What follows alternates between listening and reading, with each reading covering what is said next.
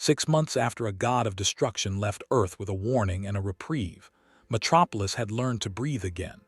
The sterile efficiency of Superman's regime had given way to something messier, louder, more alive. Street markets selling produce from liberated seeds, restaurants experimenting with pre-regime recipes, children playing in parks without surveillance drones tracking their movements. The city still bore scars from 5 years of authoritarian control, but healing had begun. Slowly. Imperfectly. Hopefully. Clark Kent stood on the roof of the reconstructed Daily Planet building, rebuilt not as regime propaganda headquarters but as actual journalism, watching the sun rise over a city he'd once ruled and now simply protected. 6 months of proving himself. 6 months of earning trust rather than demanding it. 6 months of living with the weight of thousands of decisions he couldn't undo, only trying to balance through relentless, exhausting atonement.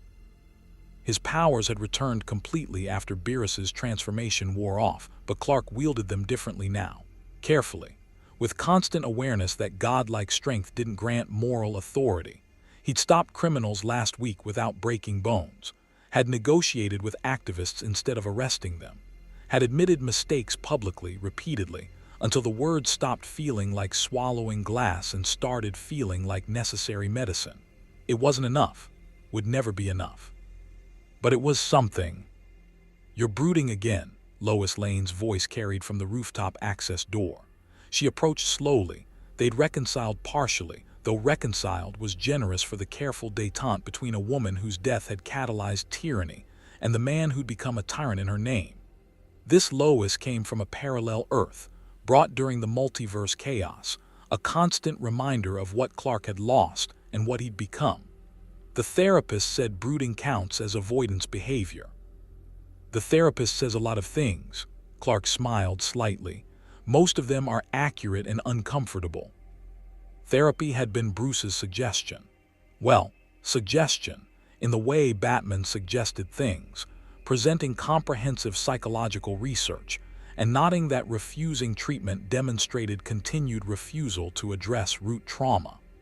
Clark had resisted for approximately 3 days before accepting that if gods needed accountability, they probably also needed therapy. "Perimeter check," Lois asked, understanding his routines now. "Perimeter check," Clark confirmed. "Gotham's stable, coast cities rebuilding. The Messiera opened diplomatic channels. No major threats detected." He paused. "Which makes me nervous. 6 months is too long for the universe to stay quiet. Maybe the universe is giving us a break after 5 years of your regime, and a god of destruction's visit. Maybe, or maybe something worse is coming." Clark's instincts, honed through decades of heroism before the regime corrupted them, screamed that the calm was temporary, threatening, the kind of silence that preceded catastrophic storms. He was right. 3,000 miles away, in the ruins of Suicide Slum, where regime forces had once hunted insurgents, Marcus's restaurant had become legend. The establishment that survived Superman's assault through Beerus's protection now operated as a symbol of Earth's cultural resilience. Marcus had expanded, not through corporate growth or regime efficiency, but through mentorship, teaching dozens of chefs the techniques Superman's agricultural policies had nearly eliminated. The restaurant seated maybe 40 people comfortably, 50 if you didn't mind crowding, but its influence stretched globally. Today, Marcus prepared for a very specific guest. "He's coming back," Marcus told his sous chef, a young woman named Alina who'd learned cooking in regime re-education facilities as therapy and discovered she had genuine talent. "I can feel it. 6 months exactly since he left. Gods of destruction probably operate on schedules." "You think he'll be pleased?" Alina asked nervously, checking the chocolate souffle in the oven. Real chocolate, real eggs, real cream, ingredients that represented 6 months of agricultural recovery.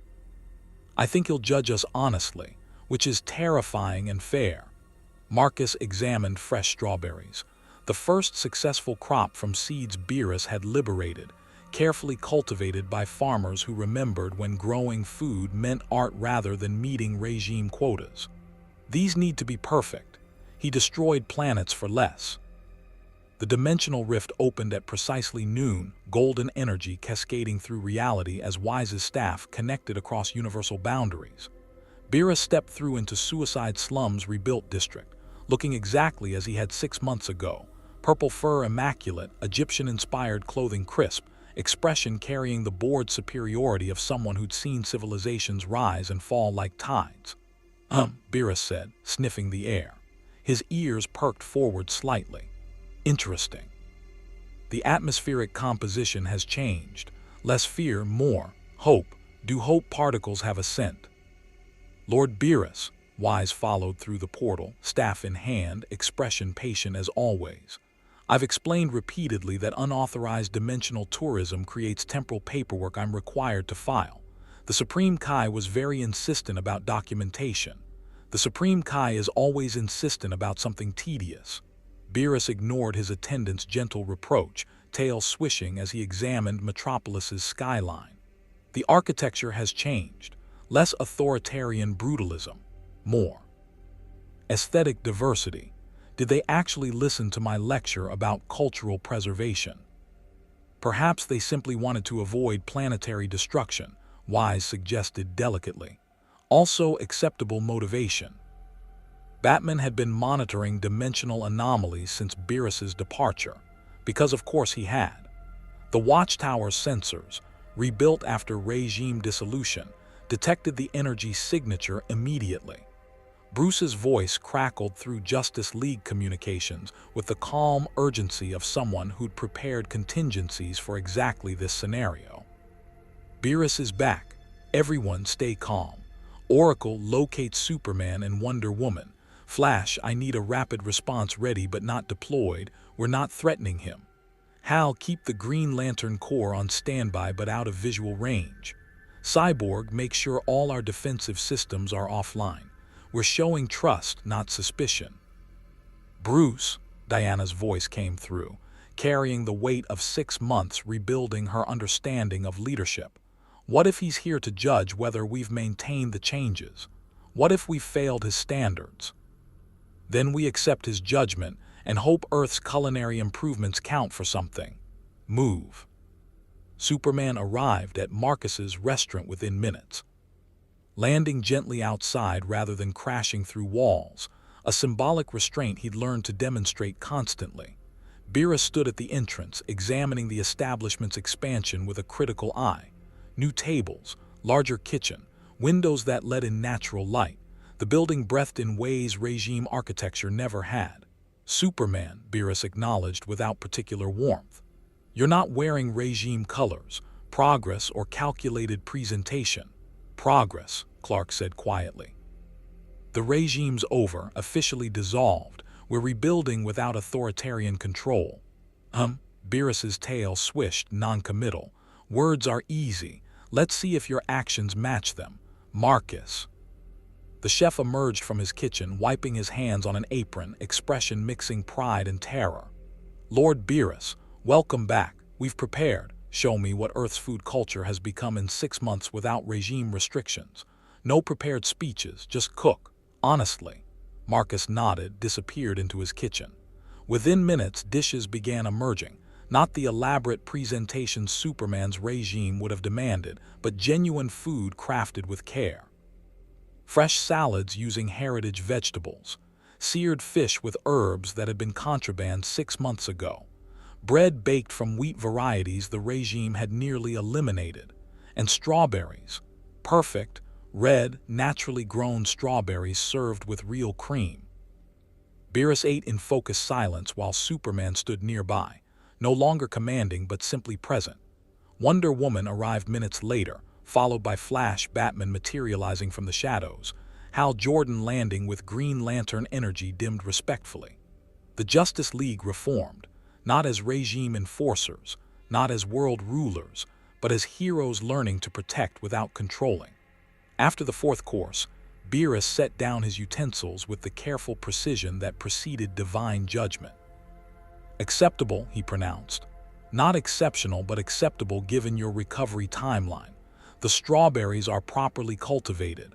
The heritage varieties show genetic diversity. Marcus, Your technique has improved. The fish was perfectly seared. Earth has demonstrated sufficient commitment to culinary preservation.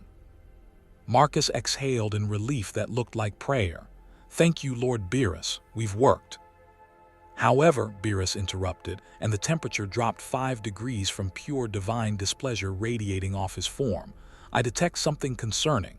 Recent traces, foreign energy signature, omega radiation. His eyes narrowed, yellow irises glowing. Apocalypse has been observing your planet. Superman's blood went cold.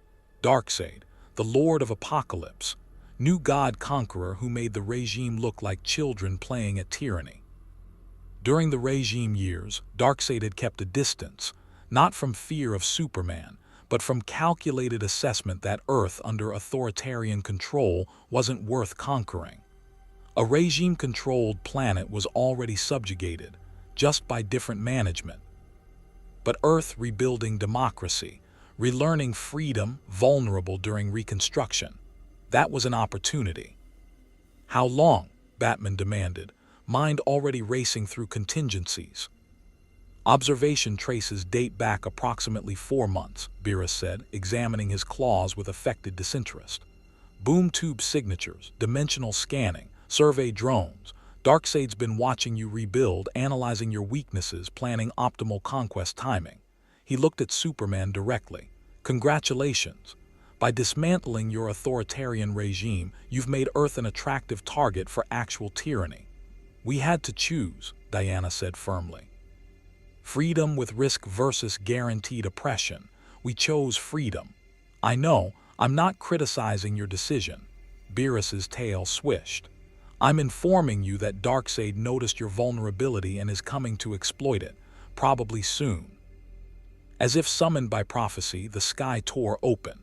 Not the golden rift of Wise's dimensional travel, but the burning doorways of boom tube technology, Apocalypse's signature transportation, portals that tasted of fire and tyranny. Dozens of them, hundreds, opening across Metropolis like wounds in reality, disgorging parademons by the thousands. The invasion had begun. If you want to see more characters enter different universes, hit that subscribe button and drop the name of a character and the universe you'd want to see them in down in the comments below. Hope shines brightest in the darkest night. Superman shot into the sky, heat vision lancing through parademon formations. Wonder Woman launched upward, sword drawn, not her regime blade, but a new weapon forged in the Messiera, blessed with prayers for protection rather than conquest. Flash moved at speeds, turning him into living perimeter defense, evacuating civilians from combat zones. Hal Jordan's ring blazed green, constructing shields over population centers. Batman disappeared into tactical coordination, voice calm through communications, as he directed response with surgical precision. The parademons came in waves, mindless soldiers transformed from conquered populations, humanity stripped away and replaced with loyalty to Darkseid. They'd once been people like Earth citizens. Now they were weapons. Horror wrapped in wings and claws, screaming through Metropolis streets with single-minded devotion to conquest. Clark destroyed the first wave efficiently, heat vision cutting through alien biology, frost breath freezing entire formations. But he held back deliberately, not using full strength, not employing the overwhelming force that had characterized regime enforcement. Because the line between necessary defense and totalitarian control was thin, easily crossed, and he'd spent 6 months learning to recognize when he approached it. Clark, Diana's voice carried urgency as she bisected a parademon mid-flight. You're holding back, full power, we need full power. I'm using enough power, Clark responded, catching a falling civilian and depositing them in Flash's evacuation corridor. Not maximum power, there's a difference. The difference being, Hal Jordan created constructs, giant fists battering rams, shields, holding the line over coast cities, rebuilt districts. Maximum power means collateral damage, means prioritizing victory over lives, means becoming what I was. Superman caught 3 parademons simultaneously, neutralized them without killing when possible, eliminated them when necessary, but not casually. I won't win Earth's freedom by destroying the people I'm protecting. Noble, Batman's voice was dry through comms, but Darkseid doesn't care about your moral growth. Oracle is detecting larger signatures incoming. This is just advanced forces. He was right. Through the boom tubes came Apocalypse's elite, Granny Goodness leading female furies, Kalibak roaring challenges, Steppenwolf directing Parademon legions with military precision. And behind them, visible through the largest portal, Apocalypse itself, nightmare planet of fire pits and slave cities, industrial tyranny given planetary form. Beerus watched from Marcus's restaurant rooftop, consuming strawberries while an apocalyptic invasion unfolded across Metropolis. Wise stood beside him, staff glowing softly, expression carrying the patient concern of someone who'd seen this exact scenario countless times.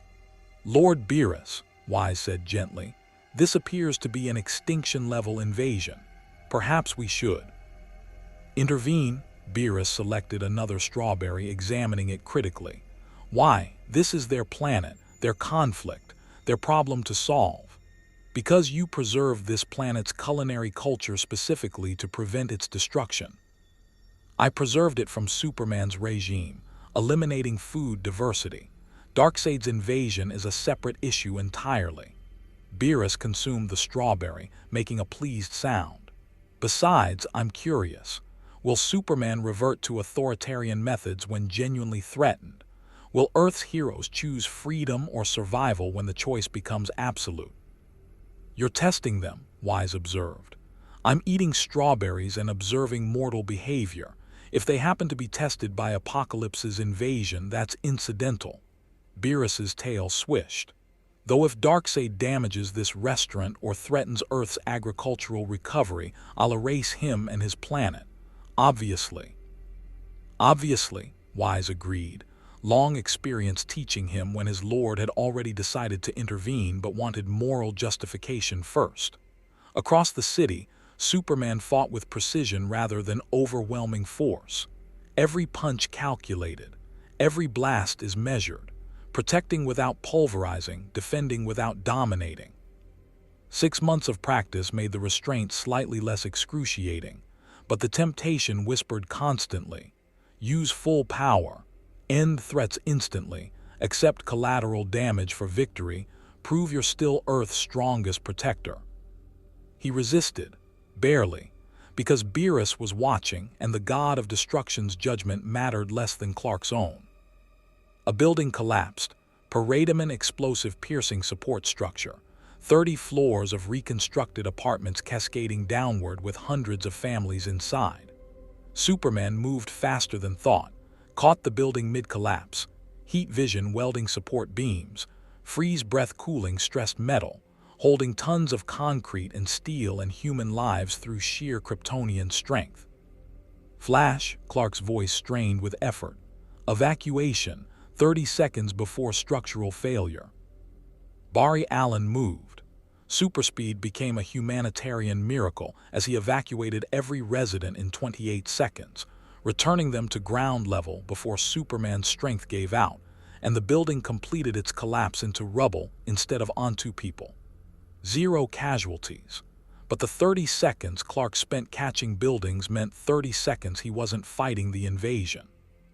Wonder Woman saw the calculation, the choice. Clark, you can't save everyone individually. We need strategic. I can try, Clark interrupted, already moving toward another collapsing structure. That's all I can do, try, every time, even when it's not efficient. Kalibak, Darkseid's son, massive, brutal, stronger than most gods, recognized Superman's restraint and exploited it viciously. He began targeting civilians specifically, forcing Clark to choose between engaging the enemy or preventing casualties. Classic tactic. Effective, monstrous. The Kryptonian is weak. Kalibak roared, smashing through a hospital. Soft, this is Earth's great protector, pathetic. Superman caught the hospital, held it, saved everyone inside, and took Kalibak's follow-up attack directly to his face. The punch sent him through 3 buildings, fortunately evacuated, and embedded him in the ruins of what had been a regime detention center. The irony wasn't lost on him. Get up. Batman's voice was sharp through comms. "You're being baited. Caliban wants you off the field." "Don't give him what he wants." Clark pulled himself from rubble, spat blood. The impact had actually hurt despite Kryptonian durability. "I'm not abandoning civilians to fight more efficiently, Bruce. I'm not asking you to, I'm telling you to trust the team. Flash handles evacuation. Diana handles Caliban. You handle the boom tubes, close them, cut off reinforcements. Strategic thinking, Clark. We trained for this." They had trained for this. 6 months of rebuilding Justice League coordination without regime hierarchy, learning to function as a team rather than subordinates following Superman's absolute authority, trusting each other, distributing responsibility. Superman nodded, refocused. "Understood. Diana, I have Caliban." Wonder Woman intercepted Darkseid's son with Amazonian ferocity, sword meeting his mother's box-powered axe in combat that cracked pavement for blocks. "Close the portals." Clark flew toward the largest boom tube, heat vision building to temperatures that could affect new god technology. But as he approached, the portal expanded further, and through it came a presence that made the air feel heavier, made hope itself seem harder to maintain. Darkseid, the Lord of Apocalypse, stepped through into Metropolis with the casual arrogance of a god who'd conquered thousands of worlds. Gray stone skin, red eyes glowing with Omega power, presence radiating tyranny made manifest.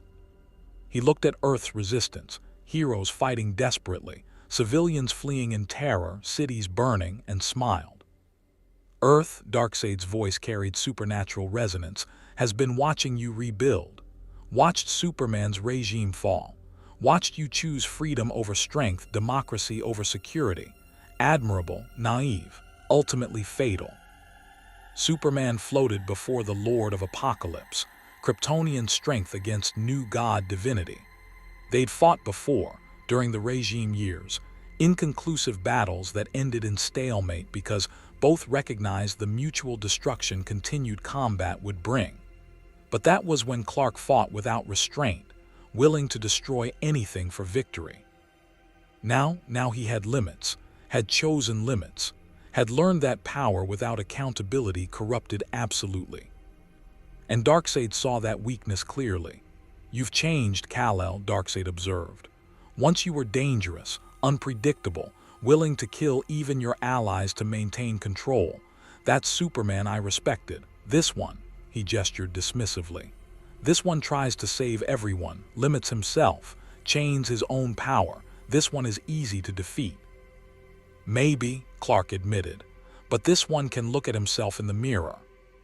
How comforting that will be when your planet belongs to Apocalypse." Darkseid's eyes glowed brighter, Omega beams building, power that could track targets through dimensions, erase them from existence, kill even gods. "Shall we test your new restraint against an actual threat?" The Omega beams lanced out. Superman dodged, barely, Kryptonian speed the only thing saving him from erasure. The beams tracked, curved, followed with nightmarish precision. Clark flew faster, weaving between buildings, leading the beams away from population centers even as they pursued him relentlessly. This was the choice, the test. Turn and fight Darkseid with everything, potentially defeating him but destroying half of Metropolis in the process. Or keep running, keep dodging, keep prioritizing civilian safety over efficient combat, and eventually fail because even Kryptonian speed had limits. During the regime, Clark would have chosen victory without hesitation, would have justified collateral damage as a necessary sacrifice, would have rebuilt the ruins, and told himself the dead died for the greater good. Now he made a different choice. "Diana," Superman's voice carried desperate urgency as Omega beams closed the distance. "I need 30 seconds. Coordinate evacuation, Flash, Cyborg, everyone. Get people out of the blast radius." "Clark, if you're planning what I think," Batman's voice held rare fear. "Trust me, Bruce. For once, just trust that I learned something." Superman stopped running, turned, faced Darkseid's Omega beams directly, And instead of dodging or trying to tank hits he couldn't survive, he did something regime-era Superman would never have considered. He asked for help. Hal's shield. Green Lantern's ring blazed, emerald construct manifesting between Superman and Omega beams, pure willpower made manifest, powerful enough to deflect even new god energy. For 3 seconds, not long, but enough. Cyborg boom tube counter frequency, disrupt his portal network. Cyborg systems, half-mother box technology, interfaced with Apocalypse tech in ways purely organic heroes couldn't. The boom tubes flickered, destabilized, and Paradigm reinforcements found themselves dumped into random dimensional coordinates instead of Metropolis streets. Diana, now Wonder Woman, having forced Calabac into the river, redirected toward Darkseid with an Amazonian war cry that echoed across the city.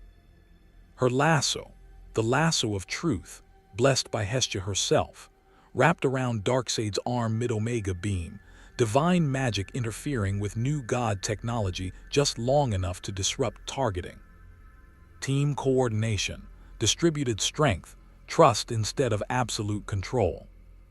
The Omega beams went wide, burning through empty airspace instead of Superman's chest, and Clark used the opening exactly as Bruce had taught him during 6 months of rebuilding tactical cooperation, not for overwhelming counterattack but for strategic positioning.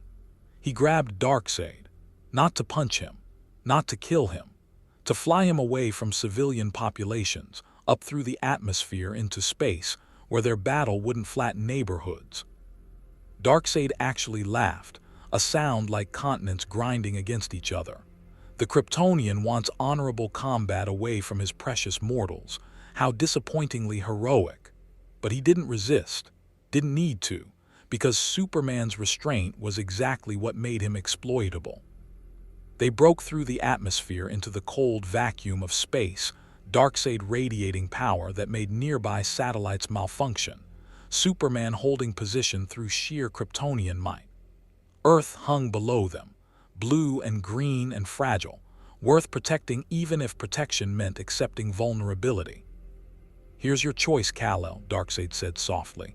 "Fight me here with full power and maybe you survive, but my forces continue conquering your planet below. Every minute you waste on me means thousands dying to my parademons." His smile was pure tyranny. "Or return to Earth, accept my Omega beams, eventually finding you while you play hero to individual civilians and die slowly while failing to save everyone." It was a perfect trap. The exact dilemma that had driven Clark toward authoritarian control 5 years ago. Insufficient power to save everyone, forced to choose who lived and died, unable to accept the fundamental limitation of heroism in a cruel universe. During the regime, Superman had solved this problem through total control. Can't choose who to save if you control everything absolutely. Can't face impossible choices if you eliminate the circumstances creating them. Authoritarianism as a solution to the paradox of limited heroism. Now Clark Kent, 6 months removed from regime dissolution, floating in space with Earth's greatest threat, understood something Beerus had tried to teach him. "You're right," Superman said quietly. "I can't save everyone, can't be everywhere, can't prevent every death or tragedy or injustice. But what?" Darkseid demanded. "But that's not a failure, that's the reality of heroism, trying anyway, saving who you can. Accepting that limitation doesn't justify abandoning moral restraint."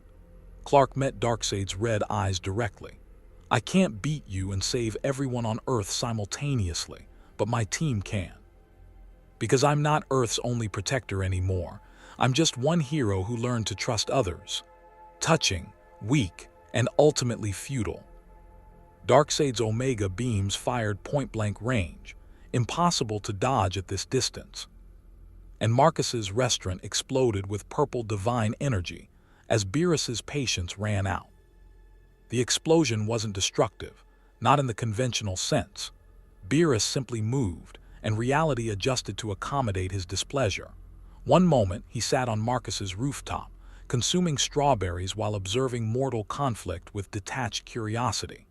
The next, he stood in low Earth orbit between Superman and Darkseid, one hand raised almost negligently, catching omega beams that could erase gods from existence the way someone might catch an irritating insect. The beams stopped, not deflected, not absorbed, simply stopped, frozen in space 3 inches from Beerus's palm, red energy crackling with frustrated power that had nowhere to go. Omega energy, Beerus observed, examining the captured beams with academic interest. Interesting application of the anti-life principle. Not particularly impressive compared to Hakai, but creative in its own limited way. He looked at Darkseid with the bored expression of someone who'd seen variations of this exact tyranny across thousands of civilizations. "You're interrupting my meal. Again. This is becoming a pattern with despots in this universe." Darkseid stared at the purple-furred deity who'd appeared from nowhere and casually negated the power that had killed new gods. His stone features remained impassive, but calculations ran behind those red eyes: threat assessment, power analysis, strategic recalibration. "You're the anomaly. The creature Superman's intelligence is reported, the one who dismantled his regime. God of destruction, actually. Creature is rather dismissive." Beerus released the omega beams, letting them dissipate into background radiation. "And I didn't dismantle the regime. I simply demonstrated its irrelevance while pursuing quality cuisine. There's a difference. You protect Earth, then." "I protect Earth's culinary potential. Vast difference." Beerus's tail swished with growing irritation. "I was sampling Marcus's strawberry cultivation, 6 months of agricultural recovery showing genuine promise, when your invasion disrupted the meal. Do you understand how offensive that is, interrupting someone during strawberry appreciation?" Superman floated nearby, processing the impossible. Beerus had moved faster than he could perceive, caught omega beams that could kill Kryptonians, and seemed more annoyed about disrupted dining than existential threats to planetary survival. The god of destruction's priorities remained magnificently, terrifyingly consistent. "Lord Beerus," Clark said carefully, "you don't need to." "I don't need to do anything," Beerus interrupted. "But I'm irritated, which means I'm choosing to address the irritation source." He looked at Darkseid directly. "Leave. Take your parademons, your furies, your conquest machinery, and leave. Earth's food culture is under my observation. Interference is grounds for erasure." Darkseid's expression didn't change, but something in his posture shifted. The recognition a true predator has when encountering something higher on the food chain. He'd conquered thousands of worlds, fought the source itself, searched eternally for the anti-life equation. But the being before him radiated power on a scale that made even new god divinity seem quaint. "I am Darkseid," he said slowly. "Lord of Apocalypse, conqueror of galaxies. I do not retreat from—" Beerus flicked his finger. The gesture was casual, almost lazy, but the resulting wave of Hakai energy carved through 3 of Darkseid's boom tubes, erasing them from existence, not closing them, not disrupting them, but making them cease to have ever been open. Parademons mid-transit simply vanished, dimensional corridors unmade, and Apocalypse's carefully orchestrated invasion lost 30% of its reinforcement capacity in one motion. "You were saying?" Beerus asked politely. Darkseid's omega beams fired instantly, not building up, not telegraphing, pure tactical response from someone who'd survived millennia through lethal decisiveness. The beams tracked toward Beerus at speeds approaching light, curving through space with nightmare precision, carrying enough power to atomize planets. Beerus leaned slightly to the left. The omega beams passed through the space his head had occupied and continued into deep space, eventually dissipating somewhere near Jupiter's orbit after vaporizing several asteroids that happened to be in the way. "Omega energy is impressive for this universe's power scale," Beerus observed, straightening his collar, "but you're fundamentally misunderstanding our relative positions in the cosmic hierarchy. You're a new god, impressive by local standards. I'm a god of destruction. We operate on entirely different tiers." He yawned, showing fangs. "Shall I demonstrate?" "Lord Beerus." Wise's voice crackled through dimensional communication from Marcus's restaurant below. Please remember the Supreme Kai's very explicit instructions about not destroying inhabited planets during your visits to alternate dimensions. The paperwork was quite extensive. I'm not destroying Earth, Beerus replied, annoyed. I'm considering destroying Apocalypse, completely different target. On Earth's surface, the Justice League fought increasingly desperate holding actions against Apocalypse's forces. Wonder Woman dueled Granny Goodness and 3 female Furies simultaneously. Amazonian combat mastery against millennia of new god military training. Flash evacuated entire neighborhoods ahead of Parademon bombardments, his speed the only thing preventing casualty counts from climbing into thousands. Green Lantern and Cyborg coordinated defensive constructs over major population centers, Emerald willpower and Mother Box technology, creating barriers that held, barely, against sustained assault. Batman coordinated from the rebuilt Watchtower, voice calm through communications despite watching Earth face potential extinction. Oracle redirects satellite defenses to Sector 7. Canary, your team needs to fall back. You're about to be overrun. Nightwing, get those civilians into the underground shelters now. Bruce, Barbara Gordon's voice carried strain from the Batcave, we're losing ground everywhere. Regime infrastructure would have handled this more efficiently. Automated defenses, prepositioned forces, centralized command. Regime infrastructure would have made us easier to conquer, Batman interrupted. Darkseid specializes in co-opting authoritarian systems. Decentralized resistance is harder to eliminate. He paused. Though I admit, harder to eliminate is small comfort when elimination remains likely. In Gotham, because of course the invasion hit Gotham, Red Hood fought with the controlled fury of someone who'd spent 5 years wanting Superman dead and now fought to protect Earth from worse tyranny. Jason Todd's methods remained brutal but precise, eliminating parademons with lethal efficiency while coordinating local resistance. I've got refugees flooding into Crime Alley, Jason reported. Dual pistols dropping parademons with kryptonite-laced rounds, Batman's contingency supplies repurposed for alien invasion. They're scared, asking if Superman's going to save them if the regime's coming back to restore order.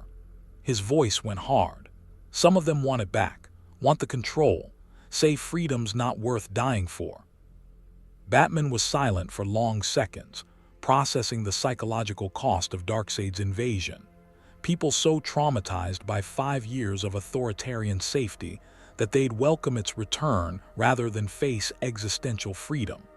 It was the tyrant's ultimate victory, breaking people so thoroughly they begged for chains.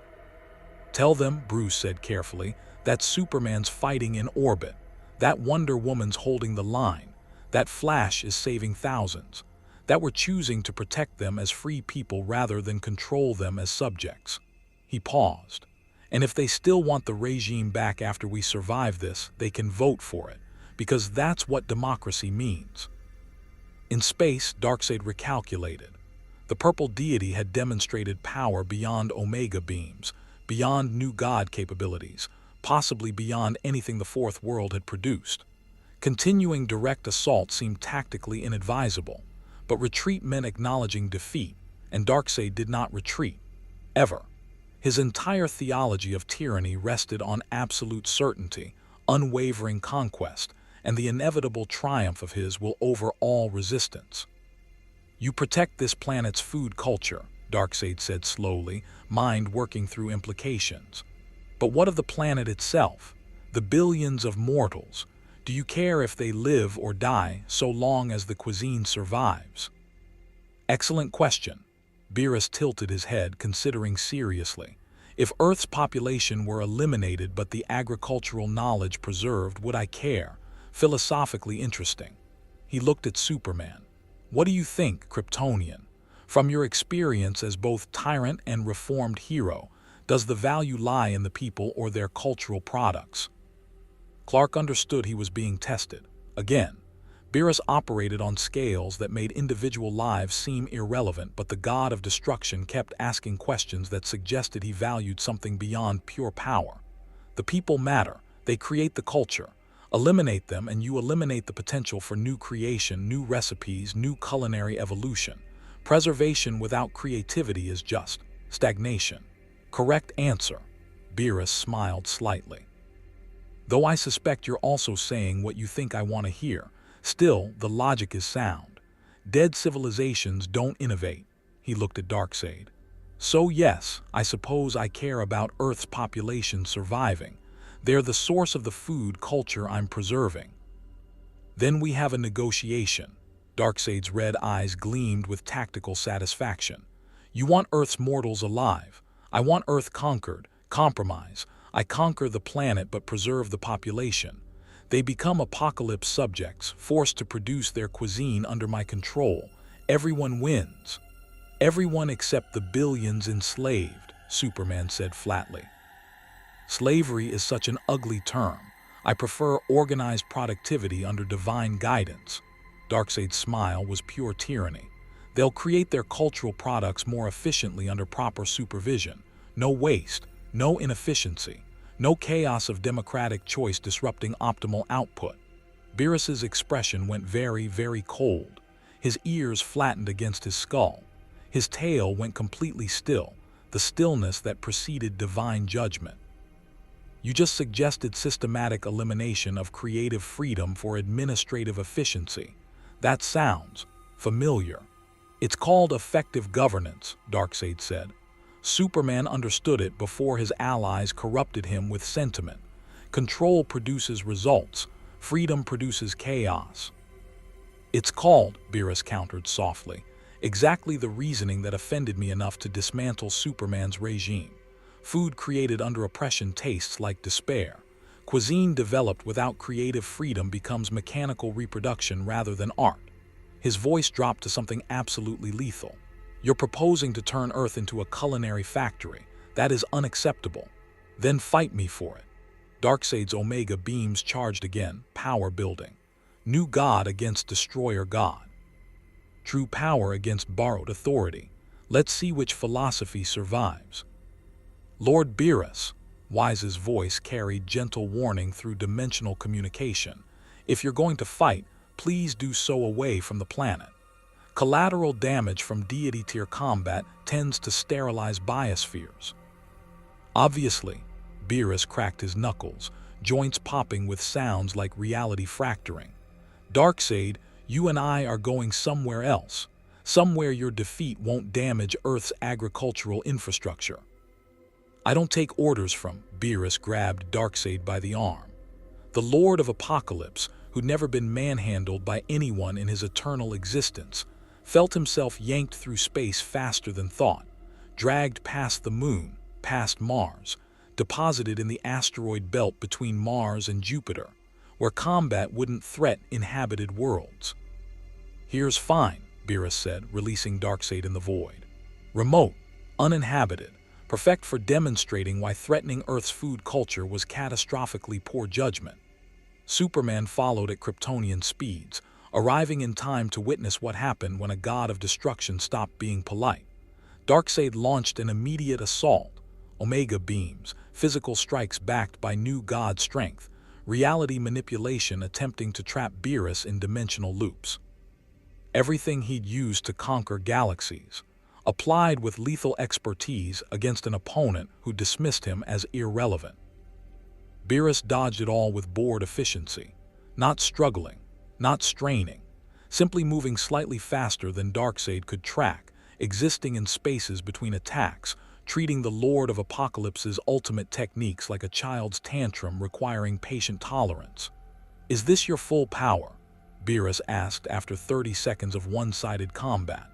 Because if so, I'm genuinely confused how you've conquered anything more threatening than agricultural planets.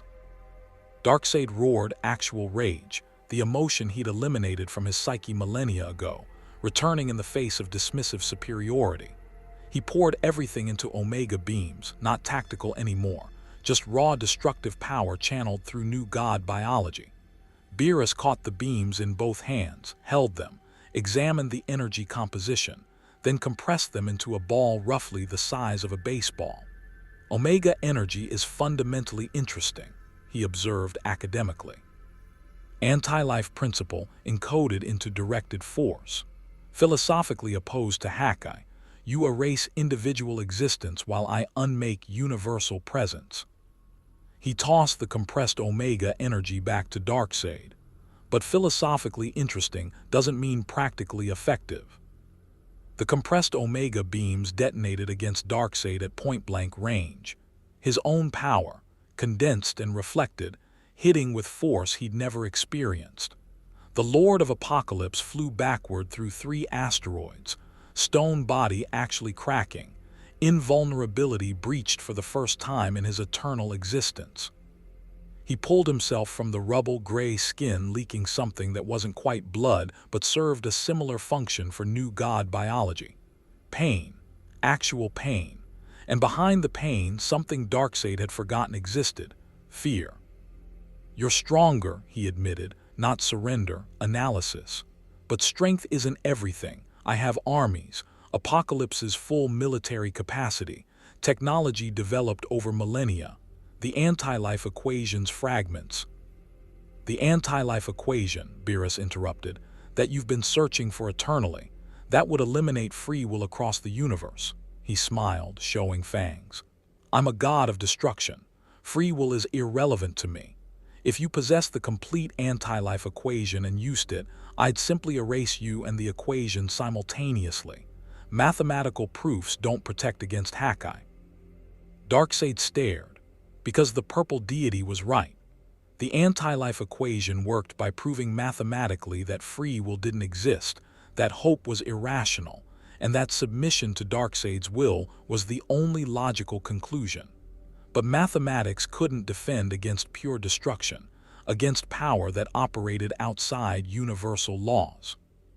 What do you want? Darkseid asked, not pleading, negotiating, recognizing when conquest became impossible and survival required compromise. Leave Earth alone, Beerus said simply. Permanently, take your parademons, your invasion force, your conquest ambitions, and never return. Earth's food culture is under my observation.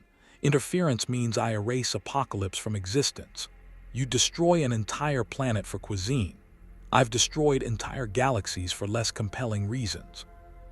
Beerus examined his claws. Apocalypse is a miserable hellscape anyway. Fire pits and slave cities. No culinary value whatsoever. Frankly, you'd be doing the universe a favor if you improved your own planet's food culture instead of conquering others. Superman floated nearby, processing the surreal negotiation. Cosmic entities discussing planetary destruction with the same casual tone people used for dinner reservations. Darkseid, Earth isn't worth this. There are billions of other worlds. Just leave us alone. Leave one conquered world unclaimed. Darkseid's eyes narrowed. That's a weakness. Weakness invites further challenges. I don't retreat, ever. Then call it strategic repositioning. Batman's voice crackled through Superman's calm, because of course Bruce was monitoring even this cosmic confrontation.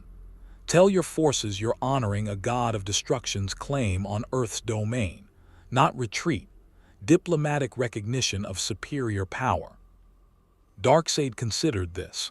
Tyrants required narratives that preserved their authority even in defeat. A god of destruction's territorial claim. Apocalypse respects cosmic hierarchy.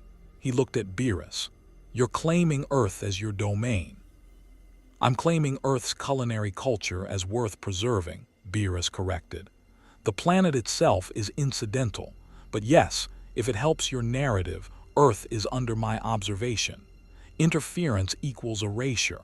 Spread that message to anyone else considering invasion. Agreed. Darkseid straightened despite his injuries, stone features reassembling into an impassive mask. But understand this, destroyer god, I am patient, eternal. If you ever lose interest in this planet, if your observation ever lapses, he smiled. I'll be waiting. Feel free to wait, Beerus yawned. I have eternity too, and unlike you, I spend it enjoying quality cuisine rather than brooding about conquest. Much more fulfilling lifestyle. Darkseid opened a boom tube back to Apocalypse, paused at the threshold. Superman, you were dangerous once. A worthy opponent who understood that power requires absolute control. Now you're weak, restrained. When this god abandons you, and he will, cosmic beings always do, I'll return. And you'll remember why the universe needs tyrants. I'll remember, Clark said quietly, why it needs heroes instead. Darkseid departed through the boom tube. Within minutes, the invasion forces on Earth received recall orders, parademons withdrawing through portals, female furies retreating, Kalibak roaring protests before being dragged back to Apocalypse by Granny Goodness. The attack ended as suddenly as it began, leaving Earth battered but surviving. In Metropolis, Wonder Woman watched the parademons flee and felt something she hadn't experienced in 6 months. Genuine relief mixed with disturbing realization. They'd survived only because a god of destruction happened to value Earth's food culture. Without Beerus, the invasion would have succeeded. Earth's freedom, so carefully rebuilt, remained contingent on cosmic whim. Diana, Flash approached, costume torn, exhausted from hours of continuous evacuation runs. We won. Why don't you look happy? Because we didn't win, Diana said quietly. Beerus won. We just survived in proximity to his victory. She looked at the city's damaged districts, the fires being extinguished, the casualties being counted. We chose freedom over control, but freedom means vulnerability, and vulnerability almost cost us everything today. So what do? We rebuild again, and we get stronger, not through authoritarian control, through actual strength, team coordination, strategic preparation, because next time Beerus might not be here. In space, Superman thanked the god of destruction with genuine gratitude and underlying fear. You saved Earth, again. We owe you. You owe me continued commitment to culinary excellence, Beerus interrupted. That's payment enough, though I admit, watching you resist the temptation to use authoritarian methods during the invasion was entertaining. You've learned something. I learned that restraint means sometimes you can't save everyone immediately. That efficiency isn't the only metric for heroism. That being powerful doesn't mean controlling everything. Clark paused.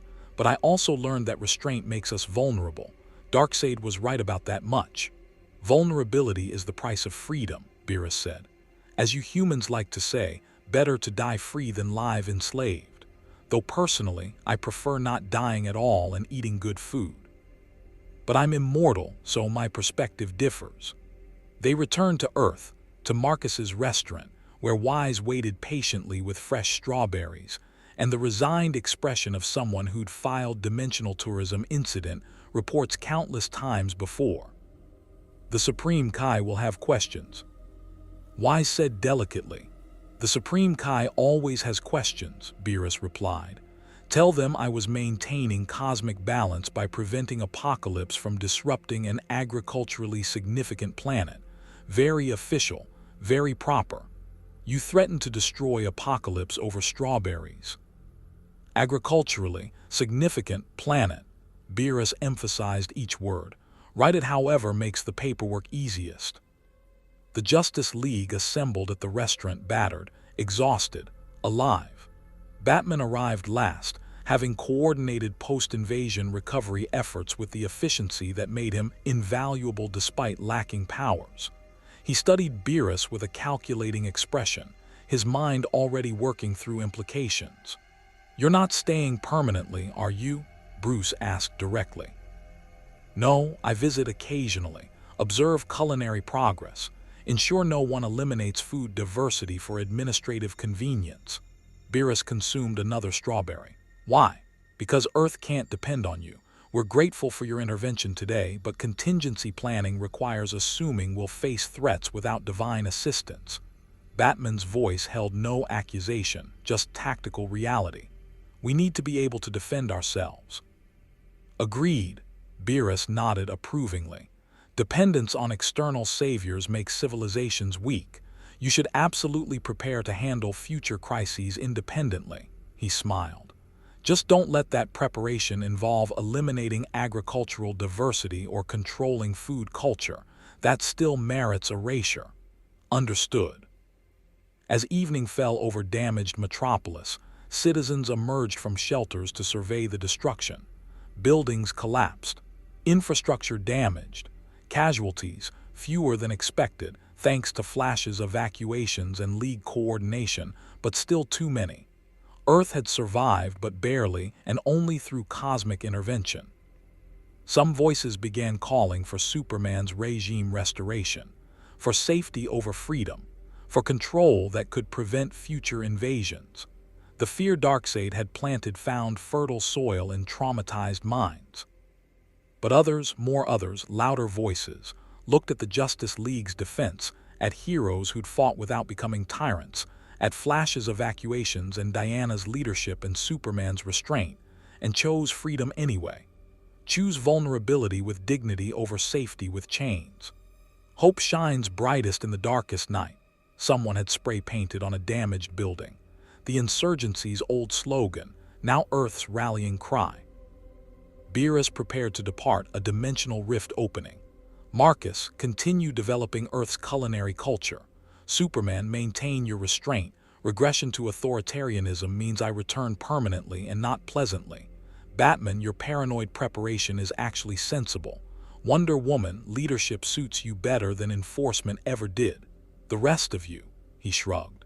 Try not to die before I visit next time. I've become invested in this planet's food potential. When will you return? Clark asked. When I'm curious about your progress, or when someone threatens Earth's agriculture, or when I'm bored. Beerus stepped toward the rift. Whichever comes first. He vanished through golden energy, leaving Earth to its messy, vulnerable, free existence.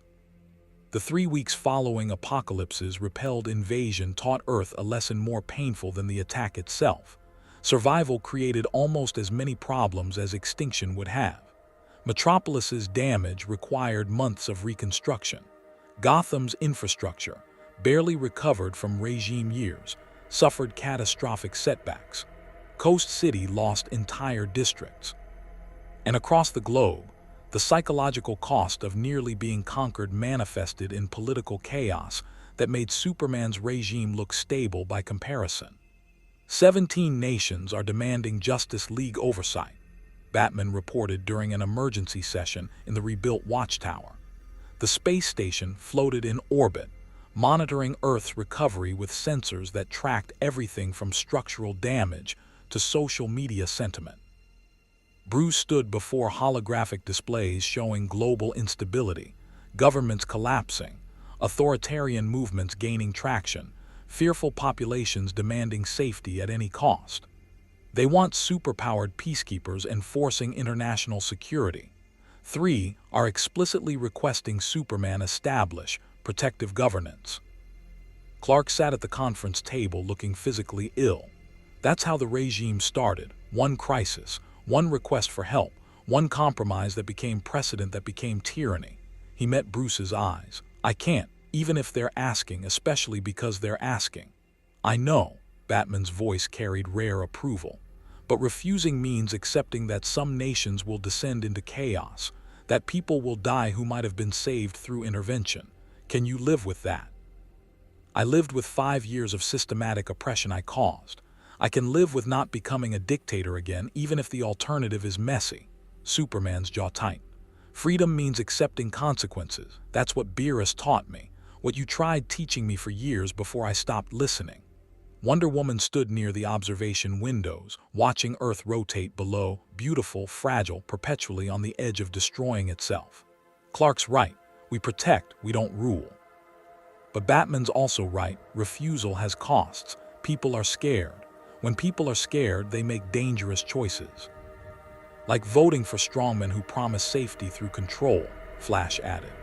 Barry Allen had spent 3 weeks running disaster relief at superhuman speeds, evacuating flood zones, delivering medical supplies, moving faster than exhaustion could catch him. He looked hollowed out, running on determination and guilt. I've seen it everywhere. Towns are begging for temporary emergency oversight. Cities requesting interim security governance. It's regime language with friendlier packaging. Then we need to demonstrate alternatives, Cyborg said. half his systems still repairing from apocalypse tech damage. Show that democracy can handle crises without surrendering to authoritarianism. Prove freedom works even when it's difficult. How? Hal Jordan asked bluntly. Green Lantern had spent the weeks coordinating with the Corps, explaining to Guardians of Oa why Earth kept attracting cosmic threats. The Guardians' response had been diplomatically phrased but fundamentally clear. Earth was becoming a liability, and Green Lantern needed to ensure it didn't destabilize Sector 2814 further. How do we prove democracy works when 17 nations are actively abandoning it? Batman pulled up economic projections, infrastructure assessments, and psychological models. By being better heroes than we were during the regime, by helping people without controlling them, by demonstrating that power serves rather than rules. He looked at each League member. It's going to be harder than the regime, slower, messier, less efficient, but it's the only way that doesn't end with us becoming what we fought. The meeting continued for hours, planning disaster relief without political interference, coordinating infrastructure support without imposing governance, threading the impossible needle between helpful intervention and creeping authoritarianism. Every decision carried weight. One wrong move, one moment of overreach, and Superman's nightmare of becoming what he'd escaped would manifest with popular mandate instead of force. In Marcus's restaurant, now famous enough to require reservations months in advance, the chef dealt with his own post-invasion complications. The establishment had become symbolic during Beerus's visit and Apocalypse's attack, proof that cultural resistance mattered, that food represented more than nutrition, that preserving cuisine meant preserving humanity's soul, which meant everyone wanted a piece of it. Mr. Marcus, the businessman, who wore an expensive suit and predatory smile that reminded Marcus of regime administrators, "My corporation specializes in scaling successful concepts. Your restaurant could be a global franchise. Standardized menu, optimized supply chains, consistent quality control. Everything that eliminates what makes it worth preserving," Marcus interrupted, not looking up from prep work. He was making bread, real bread, heritage wheat, techniques his grandmother taught him before the regime eliminated inefficient grains. Standardization is what Superman's regime tried. It failed. Go away. You're leaving money on the table. Money's not what I'm reaching for. Marcus shaped the dough with practiced hands, feeling the texture, adjusting by instinct rather than measurement. This restaurant succeeds because it's personal, unique, not reproducible. The moment it becomes a franchise is the moment it dies. Now leave before I have Alina throw you out. His sous chef, cleaning vegetables nearby, cracked her knuckles meaningfully. The businessman left. "They'll keep coming," Alina said. "Everyone wants to own a piece of what Beerus protected, turn it into profit. Let them come. I've survived Superman's regime and Apocalypse's invasion. Corporate raiders don't scare me." Marcus examined the bread dough critically. "Though I admit, constant attempts to commodify everything that matters get exhausting. Maybe that's the point. Wear you down until selling out seems reasonable." "Maybe, but Beerus didn't protect Earth's culinary culture, so I could turn it into fast food. I owe him better than that." Across town, in the ruins of what had been a regime re-education facility, now being converted into a community center through volunteer labor, Superman worked alongside civilians rebuilding their neighborhood. Not as a leader, not as a supervisor, as one person among many, using Kryptonian strength for construction while discussing plans with architects who'd never build regime-style brutalist efficiency again. "Higher on that beam, please," the foreman directed, and Clark adjusted without arguing. 3 months ago, taking orders from civilians would have been inconceivable. Now it felt appropriate, necessary. Part of demonstrating that power served rather than commanded. A young woman approached during break, maybe 20, wearing clothes that had seen better days, expression carrying the careful wariness of someone who'd survived trauma. "You're Superman." "I'm Clark Kent," he corrected gently. "Superman's what I do, not what I am." "You killed my brother," said flatly, factually. "During the regime, he was protesting outside the Hall of Justice. You used heat vision, precise. Surgical, he died instantly." She watched his face carefully. "Do you remember him?" Clark's stomach dropped because he didn't remember. 5 years of regime enforcement, thousands of necessary eliminations, individual faces blurring into statistical categories of threats neutralized and order maintained. He'd stopped seeing people and started seeing obstacles to be removed. "No," he admitted. "I don't remember, and that's worse than remembering, isn't it? That I killed so many people they became forgettable." His name was Marcus Chen. He was 23. He wanted to be a teacher. The woman's voice remained eerily calm. "I'm telling you because you should know, because forgetting victims is how tyrants stay tyrants." "You're right." Clark met her eyes directly, not flinching from deserved condemnation. "I'm sorry. It's inadequate and doesn't bring him back, but I'm sorry. And I understand if you want me to leave this project." "No," she cut him off. "I want you here helping, rebuilding. I want you to remember my brother every time you lift a beam or pour concrete. I want his name attached to your penance." She turned to leave, then looked back. "Hope shines brightest in the darkest night." That's what Marcus believed. He died believing it. Don't make his death meaningless by giving up on redemption. She walked away, leaving Clark holding a steel beam, Kryptonian strength trembling with very human guilt. That evening, the watchtower detected anomalies that made Batman's paranoid contingency planning seem insufficient.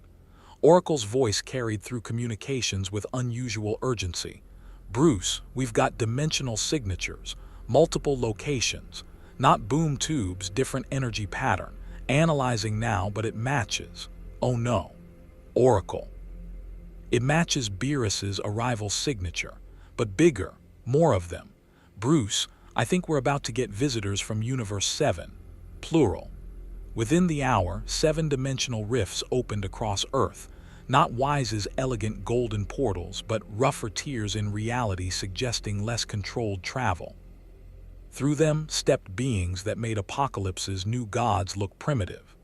Gods of destruction from other universes, supreme Kais, even an angel attendant or two, all converging on Earth with expressions ranging from curious to irritated to diplomatically concerned. They assembled at Marcus's restaurant, because of course they did, Beerus's repeated visits having marked the location as significant across dimensional boundaries. The chef looked at his dining room, suddenly filled with cosmic entities, and did what any reasonable person would do, started cooking for gods. Beerus arrived last, through Wise's proper portal, looking annoyed. "I told you this was my discovery. Earth's culinary culture is under my observation specifically." "Your observation created multiverse-wide curiosity," responded a blue-skinned goddess with white hair and divine robes, Champa, god of destruction from Universe 6, Beerus's twin brother. "When you file reports about agriculturally significant planet with restored food diversity, other destroyers pay attention. We want to see what's worth preserving. It's not a tourist attraction." "Then you shouldn't have been so enthusiastic in your documentation," said a green-skinned Supreme Kai diplomatically. Lord Beerus's descriptions of Earth's cuisine made it sound exceptional. Naturally, curiosity was piqued. Superman landed outside the restaurant, processing the impossible.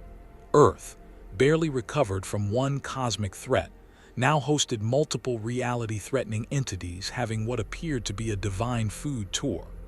Batman appeared from the shadows seconds later, having teleported from the watchtower the moment Oracle reported the anomalies. "This is bad," Bruce said quietly. "Which part? The multiple gods of destruction or the international incident if they're disappointed?" "Yes." Inside, Marcus served dishes to beings who could erase galaxies, strawberries to Champa, fish to a fox-like destroyer named Quitla, carefully prepared rice to a muscular elephant deity called Moscow. Each god sampled critically, comparing their own universe's cuisine, judging with standards that made Michelin critics seem generous. "Adequate," Champa pronounced. "Not as refined as Universe 6's cuisine, but showing potential. The strawberries have good texture, though the flavor profile suggests immature cultivation techniques. They're 6 months into agricultural recovery from authoritarian elimination of crop diversity, Beerus said defensively. Give them credit for baseline competence under difficult circumstances. Still primitive compared to Universe 6. Universe 6's food culture benefits from millennia without interference. Earth recovered from regime oppression in months. Context matters, Champa. The twin destroyers glared at each other with divine sibling rivalry that made the air crackle with potential violence. Wise and Vados, Champa's attendant, stepped between them with the patient expressions of angels who'd prevented fratricide countless times. Perhaps, Vados suggested delicately, a competition would be more appropriate than combat. Earth's food culture versus Universe 6's. Friendly comparison, no destruction. Absolutely not, Batman said, entering the restaurant. All divine attention focused on the human in bat-themed armor who just refused cosmic beings. Earth isn't a competition venue. We're rebuilding. We don't need additional pressure. The mortal speaks sense, said Quitla, the fox deity known for cunning. But he also reveals weakness. Beerus claims Earth is agriculturally significant, yet its representative refuses cosmic recognition. Perhaps the significance is overstated. Or perhaps, Superman said, joining Batman, we've learned that cosmic attention usually precedes cosmic disaster. We're grateful for Lord Beerus's protection, but Earth needs recovery time, not divine tourism. Champa laughed, a sound like universes grinding together. The Kryptonian has courage. Stupid courage, but courage. Tell me, Superman, Beerus's files mention you were a tyrant, a mortal who played at godhood. How did that work out? Poorly, Clark admitted.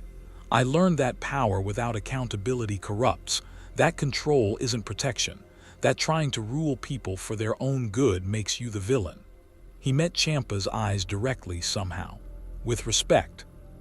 We don't need more powerful beings deciding what's best for Earth. We need space to figure it out ourselves. Several gods of destruction exchanged glances, surprised perhaps that mortals would speak to them with anything resembling spine rather than terrified worship. I like this one, Champa said. He's learned humility through suffering, classic mortal narrative. He looked at Beerus. Your Earth is more interesting than I expected, brother, not just the food, the psychology. Mortals choosing freedom despite vulnerability. Fascinating. That's why it's worth preserving, Beerus said. They're learning, growing, producing a culture that has genuine value rather than mechanical reproduction. Give them time, and Earth's cuisine could rival anything in Universe 6. Bold claim, accurate claim, but only if you lot stop disrupting their recovery with divine tourism.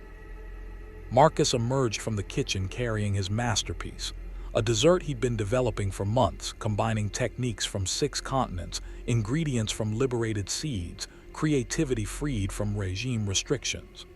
Gentlemen, ladies, divine entities, I have something special, not perfect, not refined, but honest, made with care rather than efficiency. Earth's cuisine is at its current best. The dessert was architectural, layers of chocolate from African cacao beans, strawberries from Beerus's liberated seeds, cream from traditional dairies, and pastry using heritage wheat. It looked like hope made edible, like resistance through beauty, like everything Superman's regime had tried to eliminate and everything Earth fought to preserve. The gods of destruction sampled it in focused silence. Champa's expression shifted from dismissive to intrigued. Quitla's cynical smirk softened into genuine appreciation. Even Moscow, who communicated through his attendant and rarely showed emotion, made sounds suggesting approval. This, Champa said slowly, this is actually good. Not Universe 6 is good, but legitimately impressive for a recovering civilization. The chocolate has depth. The strawberries are perfectly ripe. The technique shows understanding of balance. He looked at Marcus directly. You made this? Yes, Lord Champa. Under what conditions? 6 months ago, most of these ingredients were illegal. The regime had eliminated them as inefficient. Lord Beerus's intervention preserved the genetic diversity and gave us a chance to cultivate again. This desert represents Earth choosing culture over efficiency, freedom over control. Marcus met the god's eyes. It's not perfect, but it's ours. Champa nodded slowly. That's what makes it valuable, not technical perfection, honest creation from genuine choice. He looked at Beerus. You were right, brother. Earth's cuisine is worth preserving, not because it's the best, it's not, but because it demonstrates what free civilizations can create given opportunity. Told you. Don't gloat, it's unbecoming for a destroyer god. The other deities agreed. Earth's food culture showed promise, merited protection, deserved time to develop without interference. One by one, they departed through dimensional rifts, having satisfied curiosity and, more importantly, having declared unofficial cosmic protection over Earth's agricultural development. When only Beerus, Wise, and the Justice League remained, Clark asked the question everyone was thinking. That was a test, wasn't it? Making us defend Earth's value to multiple destroyers.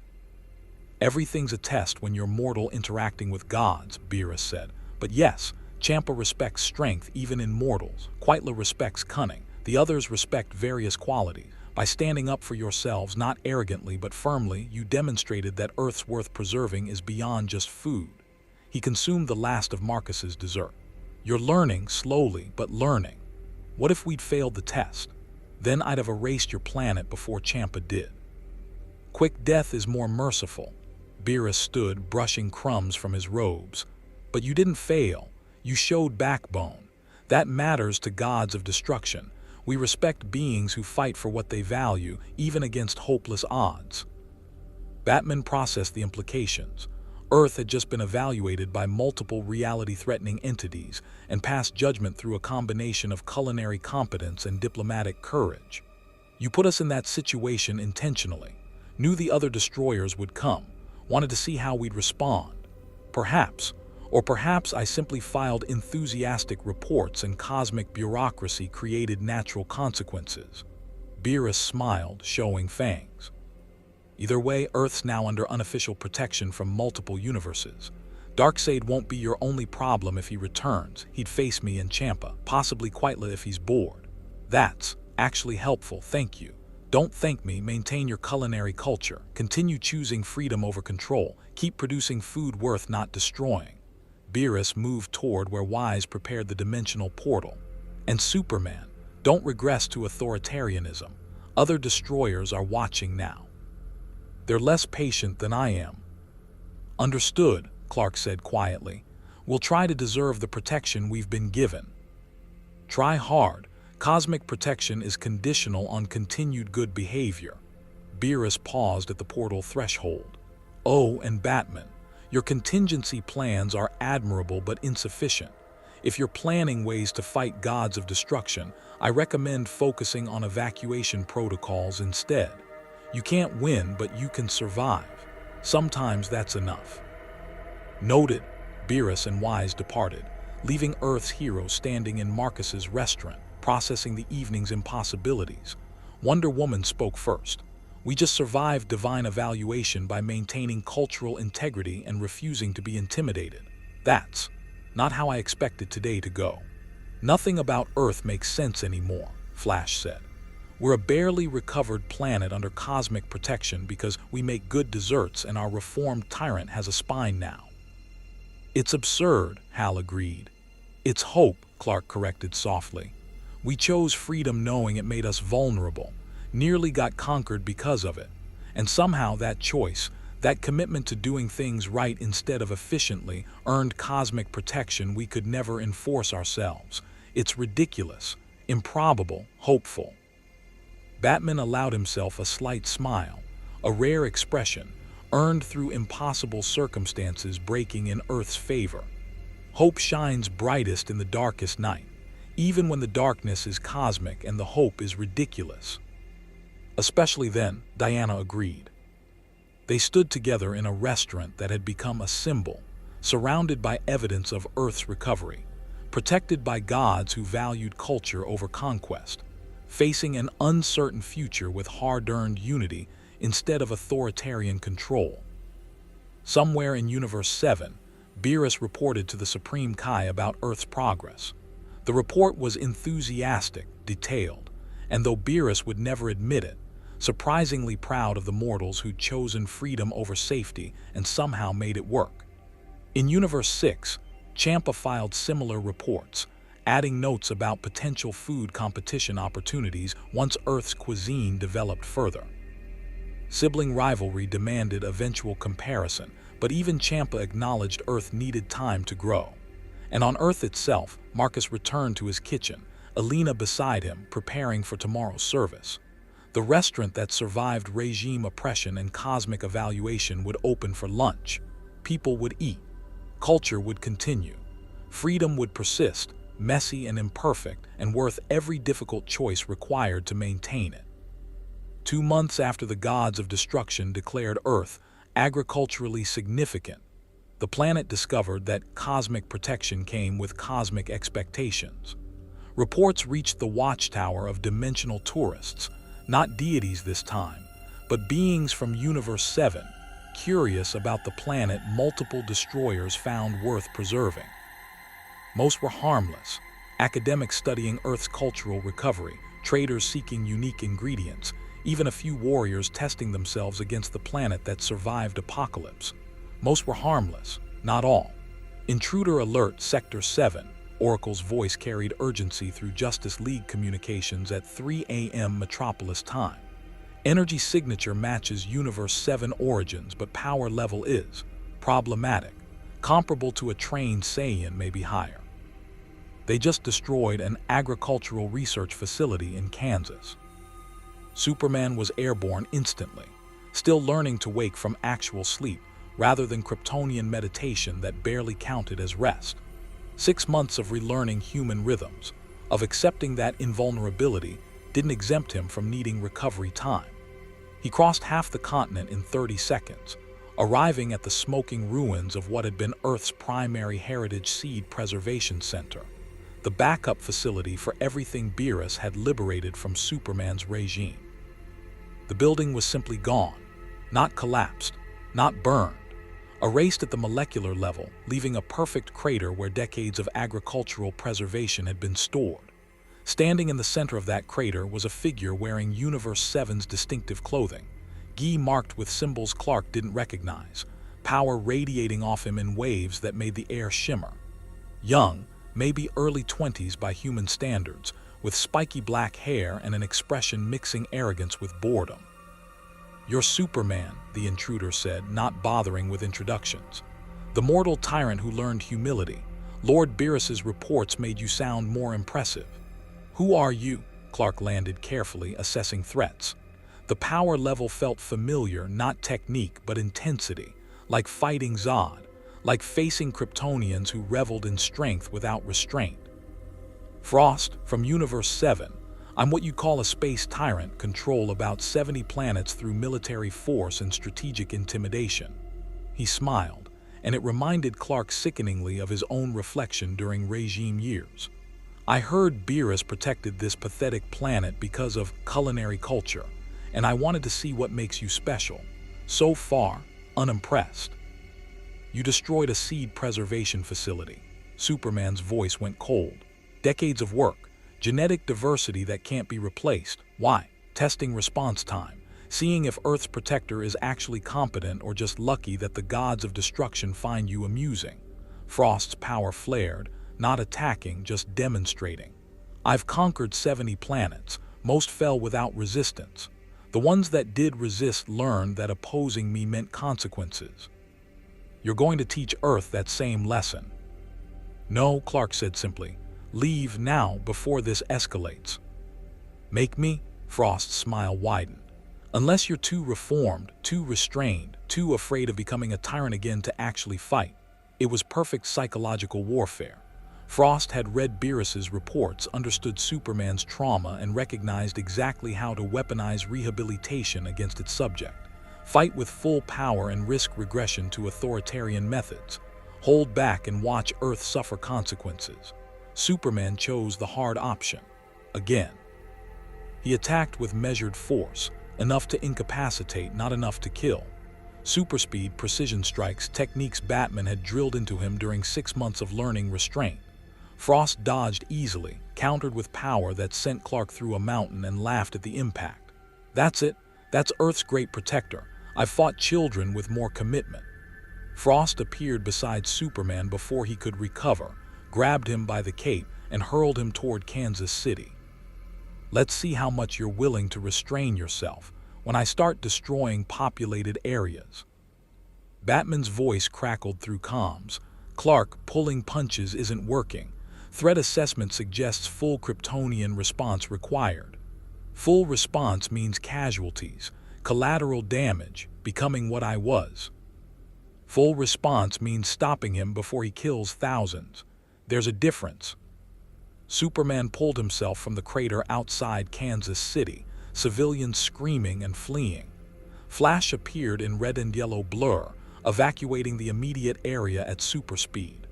Wonder Woman descended from the sky, sword drawn, Amazonian fury meeting space tyrant's arrogance. "You will not harm these people," Diana declared.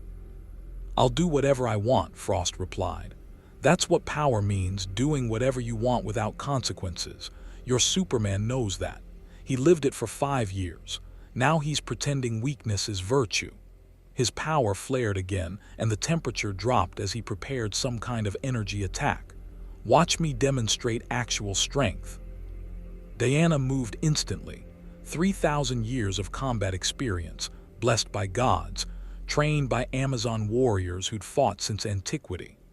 Her sword struck Frost's energy blast, a divine metal deflecting power that could vaporize buildings, and she followed with combination attacks that would have overwhelmed most opponents.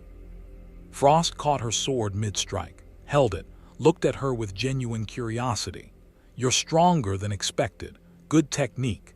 But technique doesn't matter when your opponent exists on a different power scale." He twisted, and Diana's blessed sword, forged by Hephaestus, wielded by the greatest warrior of the Messiah, shattered into fragments. "No." Diana stared at her broken weapon, at the impossibility of divine metalwork failing. "Yes." Frost backhanded her almost casually, and Wonder Woman flew backward through 3 buildings before Superman caught her mid-flight, preventing further destruction.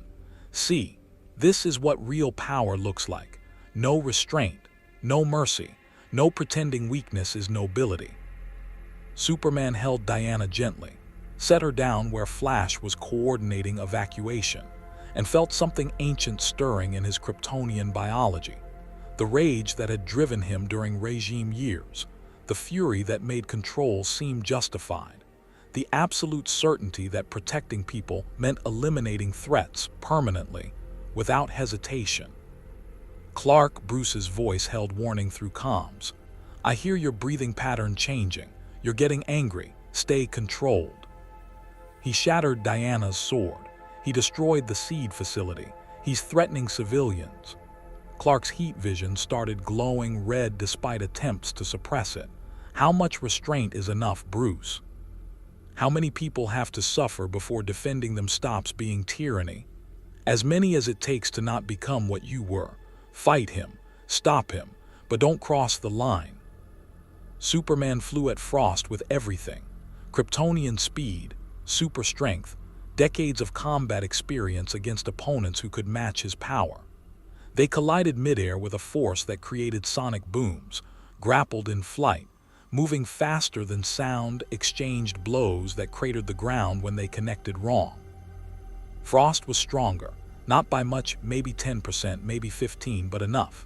He'd spent his life conquering, fighting, killing without restraint.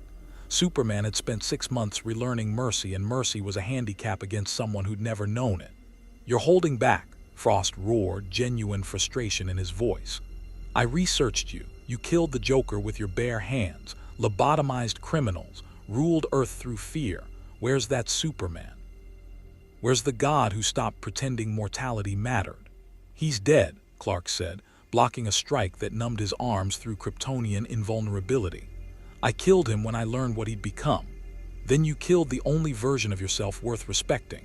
Frost's power exploded outward, a golden aura manifestation that Universe 7 warriors called Kai, pushing Superman backward. "I came here expecting a challenge, a fellow tyrant who understood that power means control. Instead, I find a broken god playing at redemption." He moved faster than Superman could track, some technique from Universe 7 combat arts, and hit with combination attacks that actually drew blood from Kryptonian skin. Clark felt his ribs crack, organs bruise, and injuries that wouldn't kill him but demonstrated humiliating vulnerability. "Pathetic," Frost said, standing over fallen Superman. "Beerus was wrong. Earth isn't worth preserving. You're not worth fighting. I'm going to destroy this planet just to remove the disappointment from Universe 7's records." He raised his hand, energy gathering for planet-destroying attack, and Clark faced the impossible choice. Let Earth die because he refused to fight with lethal force, or kill Frost and prove that 6 months of rehabilitation meant nothing when genuinely threatened. Then Marcus arrived, not fighting, not attacking. The chef simply walked into the combat zone carrying a basket, moving with calm purpose past demolished buildings and emergency responders, approaching a space tyrant charging planet-destroying energy without apparent fear. "What are you doing?" Frost looked at the human approaching him like he was dangerous wildlife that might be reasoned with. "I'm about to destroy your planet. Run, insect." "I'm Marcus," the chef said calmly. "I run the restaurant Lord Beerus visits, the one he protected from Superman's regime and Apocalypse's invasion, the one that serves food worth preserving."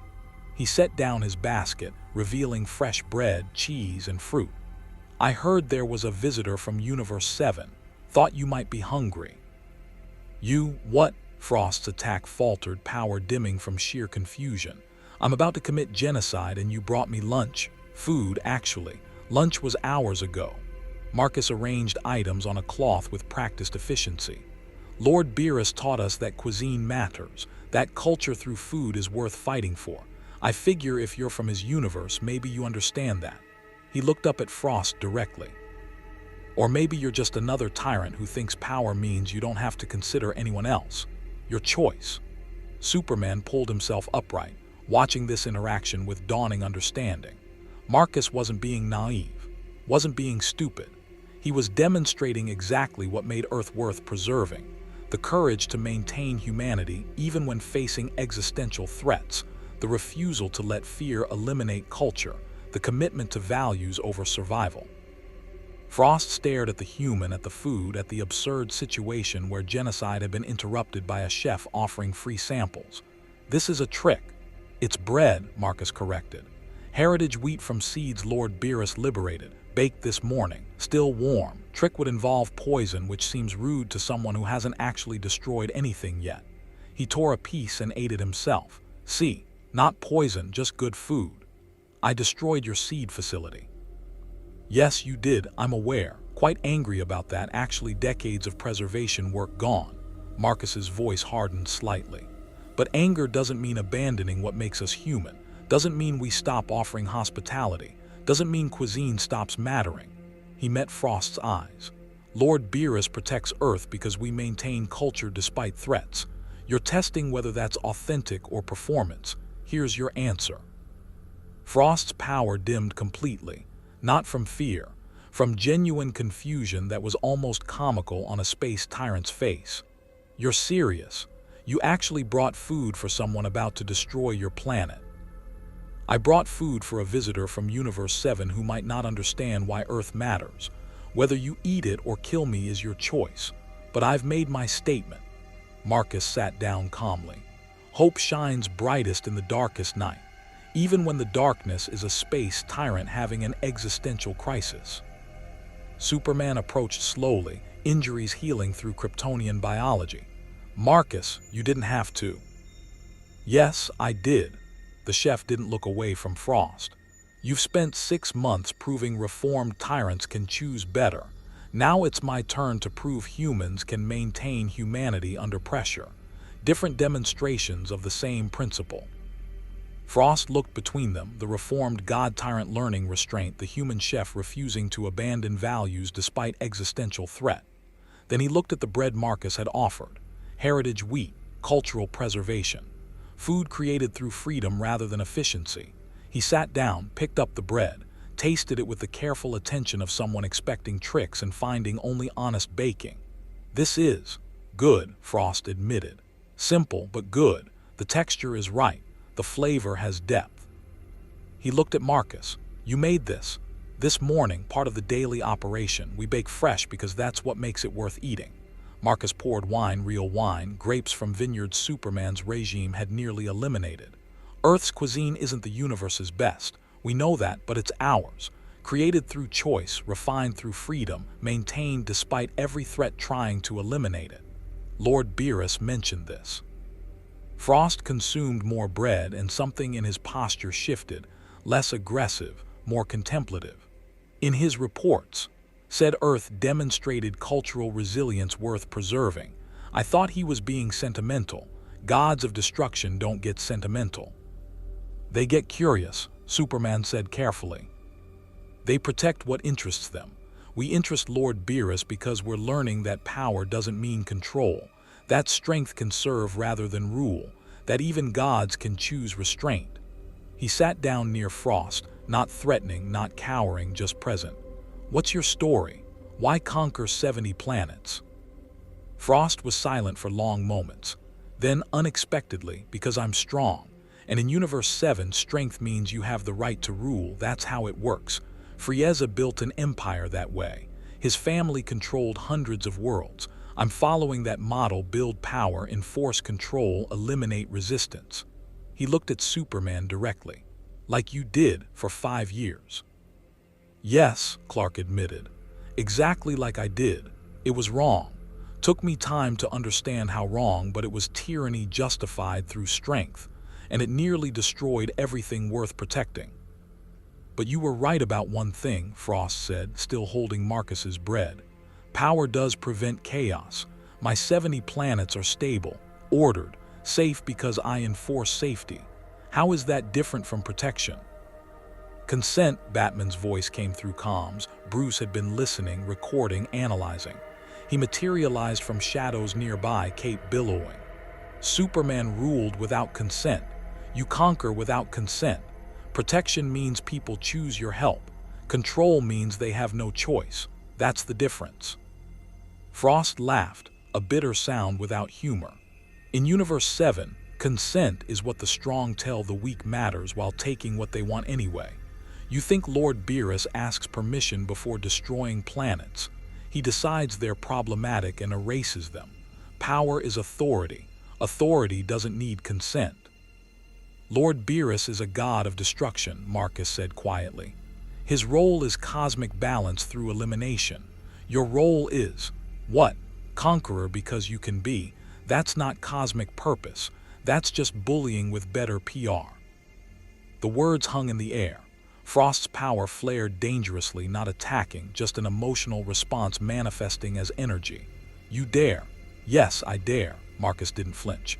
"Because what's the alternative? Let you destroy Earth unopposed. At least if you kill me for speaking truth, I die human rather than live as a coward."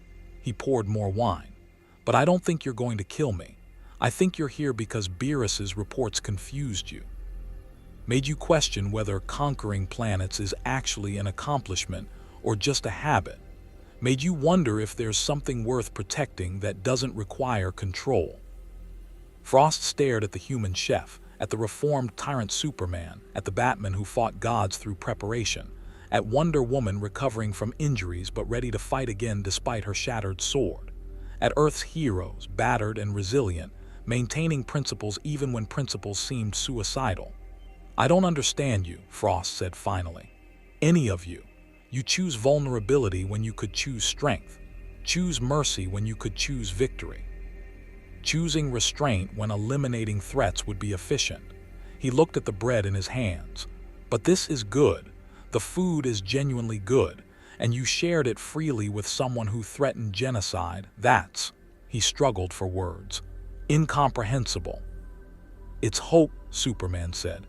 "It's believing that people, even tyrants, can choose better, that power can serve rather than rule, that strength without compassion is just violence with better marketing." He extended his hand. "You haven't destroyed Earth yet. You could choose not to. Choose to return to Universe 7 without conquering anyone. Choose to question whether your 70 planets are accomplishments or prisons you've built for yourself and others. Frost looked at Superman's extended hand for long, heavy seconds. Decades of conquest programming warred with something new, curiosity about alternatives, the possibility that strength didn't require tyranny, the question of whether 70 conquered planets meant anything beyond enforced compliance. He didn't take Superman's hand, but he didn't destroy Earth either. "I'm leaving," Frost said, standing. "Not because you defeated me, you didn't. Not because I'm afraid I'm not, but because..." He gestured at Marcus's simple meal, at Earth's battered heroes, at the planet that kept surviving impossible odds through stubborn cultural preservation. "Because I want to think about what Lord Beerus sees in you. What makes this pathetic planet worth protecting? Take the bread," Marcus offered. "Share it with your 70 planets. Maybe ask them what they think about being conquered. Maybe consider that subjects and citizens are different categories." Frost took the bread, held it like it was valuable. "If I return..." "You'll be welcome at my restaurant," Marcus interrupted. "Provided you don't destroy anything. House rules." The space tyrant laughed, genuine sound this time, almost surprised.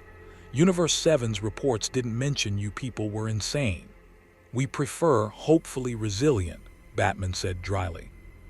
Frost departed through a dimensional portal, taking Marcus's bread and leaving Earth intact. Not redeemed, not reformed, but questioning, curious, changed just enough that genocide became a postponed consideration rather than an immediate action. Superman collapsed once Frost was gone, adrenaline crash hitting hard. Diana limped over, gathered fragments of her shattered sword. Flash stopped vibrating at evacuation speeds. Hal Jordan landed from orbital observation. Cyborg emerged from where he'd been coordinating emergency response. "Marcus," Clark said exhaustedly, "you risked your life offering food to someone threatening planetary destruction." "Yes," the chef agreed calmly, "because that's what Lord Beerus protected. Not just the food, the culture behind it. The humanity that insists on maintaining values even when values seem suicidal. If we abandon that under threat, we prove it was performance rather than principle." "You're braver than most soldiers I've known," Diana said quietly, holding sword fragments that represented 3 millennia of Amazonian heritage. "Not brave, stubborn, there's a difference." Marcus began packing his basket. "Though I admit I was terrified, but fear doesn't mean you abandon what matters. Lord Beerus taught us that by valuing our culture enough to preserve it, seems only right to demonstrate we're worth his faith." Batman helped him stand. "You weaponized hospitality, turned cultural values into psychological warfare. That's actually brilliant. I made bread and shared it. Everything else is your tactical interpretation." They returned to Kansas to survey the destroyed seed facility, to calculate what genetic diversity had been lost and what could be recovered. The damage was catastrophic but not irreparable. Backup facilities existed, redundancy protocols activated. Earth's agricultural preservation network proving resilient through distributed architecture, rather than centralized control. "We'll rebuild," Clark said, looking at the crater where decades of work had been stored. "Again, like we always do." "Eventually we'll run out of things to rebuild," Hal pointed out. "Then we'll build new things. That's what living civilizations do." Superman's voice carried hard-earned certainty. "We survive, we adapt, we maintain our values, even when it's difficult, especially when it's difficult." That night, across Universe 7, Frost sat on his flagship orbiting one of his 70 conquered planets, eating Marcus's bread and reading Beerus's reports about Earth.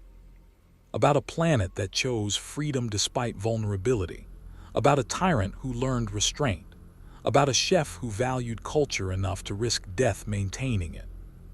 And for the first time in his career of conquest, Frost wondered if power meant more than control. 3 months after Frost's departure, Earth achieved something unprecedented in its turbulent history: boring stability. The Justice League coordinated disaster relief without political overreach. Marcus's restaurant inspired hundreds of imitators celebrating regional cuisine. Agricultural recovery exceeded projections. The 17 nations that had demanded authoritarian oversight gradually, grudgingly, accepted that democracy could function during Reconstruction. Not efficiently, not smoothly, but functionally enough that freedom remained preferable to controlled safety. Superman spent those months proving rehabilitation through relentless, exhausting consistency. Every disaster response is measured. Every rescue is calculated. Every public appearance demonstrated that power served rather than ruled. The psychological cost was immense, constantly monitoring himself for regime pattern thinking, for authoritarian reflexes, for the seductive logic that control prevented chaos. But he maintained it, day after day, rescue after rescue, choice after choice. "You're getting better at this," Lois observed one evening watching Clark return from earthquake relief in Chile. He'd spent 18 hours moving rubble, coordinating with local teams, following their directions rather than imposing his own. "The restraint looks less painful now." "It's still painful," Clark admitted, collapsing onto their couch. Their relationship remained complicated, but cohabitation had resumed tentatively. "Every time I see someone suffering and know I could fix it faster by taking control, the temptation whispers. But pain means I'm still choosing, still fighting the easy answer." The regime was the easy answer. Exactly, efficient, simple, wrong. He looked at his hands, Kryptonian strength that could reshape continents or gently rescue kittens depending on his choices. "Beerus taught me that power without accountability corrupts. You taught me that good intentions don't justify tyranny. Bruce taught me that preparation can replace control. Diana taught me that strength can serve." He smiled slightly. "I'm a slow learner, but I'm learning." Clark Kent, the student of heroism after 20 years of being Superman. There's irony in that. There's hope in that. Means even gods can grow. The tranquility was shattered at 2 a.m. when Oracle's emergency broadcast woke every Justice League member simultaneously. Code Omega. Multiple dimensional breaches. Energy signatures match. "Oh no. Oh no. Bruce, we've got apocalypse signatures. Dozens of them, and something else. Something bigger." Batman was already moving, Gotham's shadows releasing him toward the Batcave's teleportation platform. Darkseid. Worse, Omega's signature is exponentially higher than Darkseid's standard readings.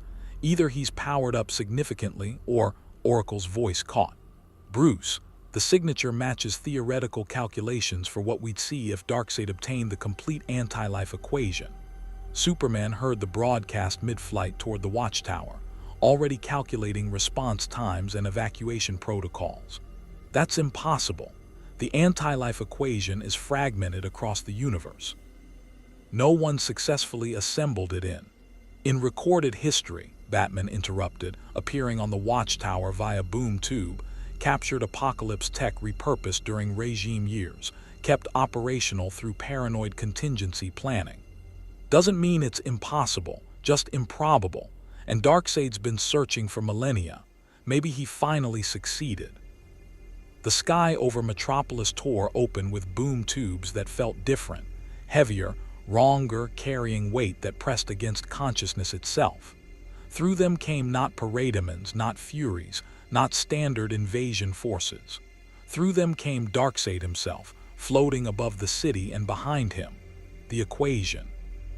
It manifested as mathematical truth made visible, symbols and numbers that hurt to perceive, proof encoded into reality that free will was an illusion, that hope was irrational, that submission to Darkseid's tyranny was the only logical conclusion. The anti-life equation wasn't a weapon. It was a philosophical argument so perfectly constructed that perceiving it meant accepting it, understanding it meant surrendering to it, consciousness itself rewriting to acknowledge Darkseid's absolute authority. "People of Earth," Darkseid's voice carried across every broadcast frequency, every communication device, every consciousness capable of understanding language. "I have ascended beyond new God to become truth incarnate. The anti-life equation proves mathematically that I am the universe's rightful ruler. Resistance is illogical. Defiance is impossible. You will submit, not because I force you, because you will understand that submission is correct. Superman felt it immediately, the equation pressing against his mind, logical structure arguing that Darkseid's tyranny was justified, that individual choice was delusion, that hope itself was a mathematically disproven fallacy.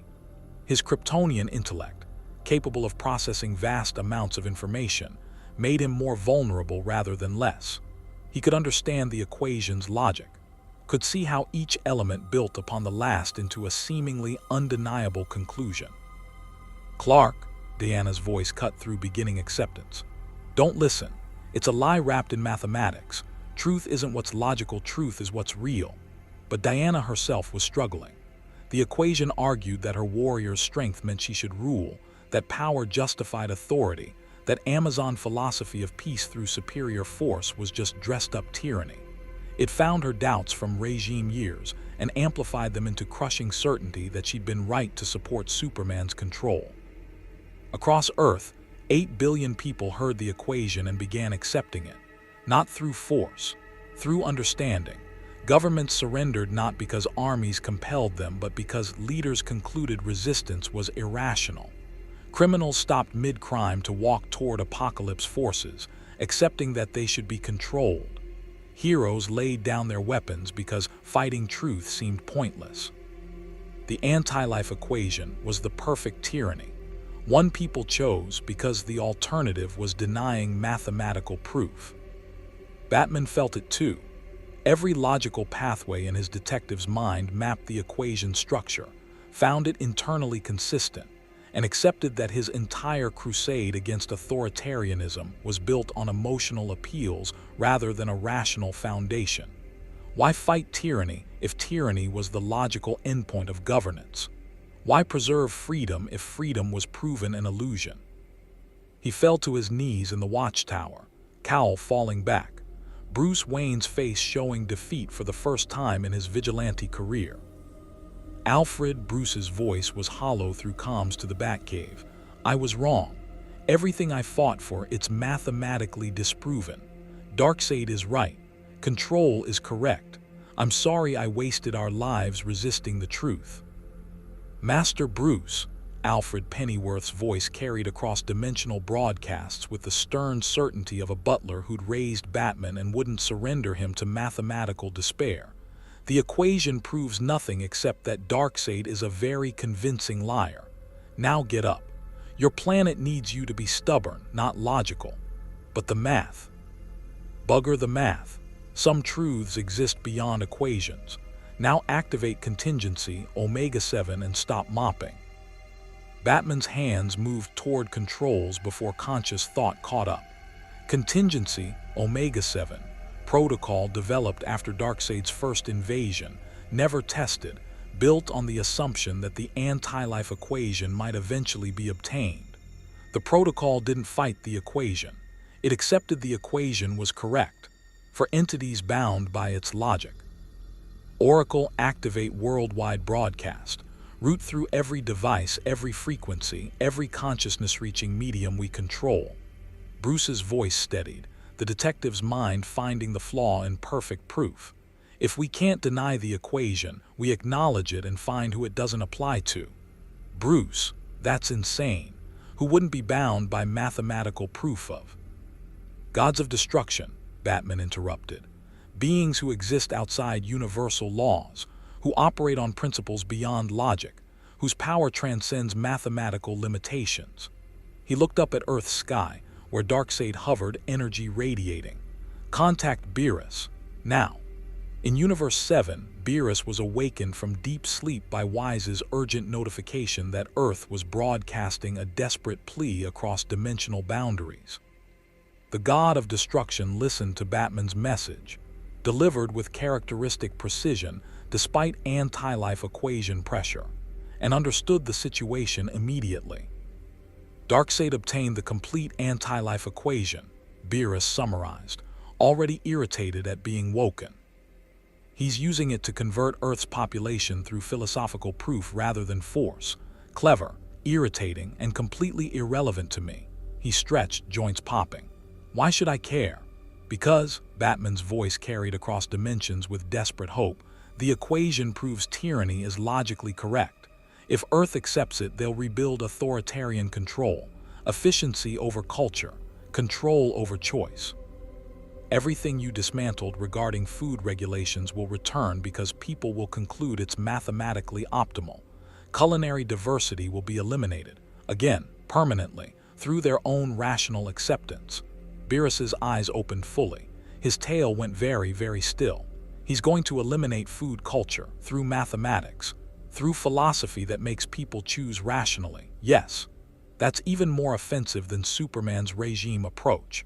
Beerus stood, divine displeasure radiating. At least the Kryptonian admitted his control was an emotional reaction to trauma. This Darkseid creature is trying to prove that tyranny is logically correct. That's philosophically insulting. So you'll help. I'm going to erase the part of him that thinks mathematical proof trumps a god of destruction's opinion about cuisine. Beerus looked at Wise. Prepare dimensional transit, fastest route to Earth. I'm addressing this personally. Lord Beerus, Wise said carefully, the anti-life equation is said to be one of the universe's fundamental truths. Even you might be affected by. I'm a god of destruction. I destroy fundamental truths when they annoy me. This one just became very annoying. The dimensional rift opened over Metropolis, golden energy cutting through Apocalypse's boom tubes like scissors through paper. Beerus and Wise emerged into a planet in the process of surrendering to mathematical certainty, where billions of people accepted tyranny because denying it seemed irrational. Darkseid saw them and smiled. The Destroyer God returns. Perfect timing. You can witness Earth's conversion to enlightened order. Unlike before, you have no grounds for objection. They're choosing this freely through rational acceptance of proven truth.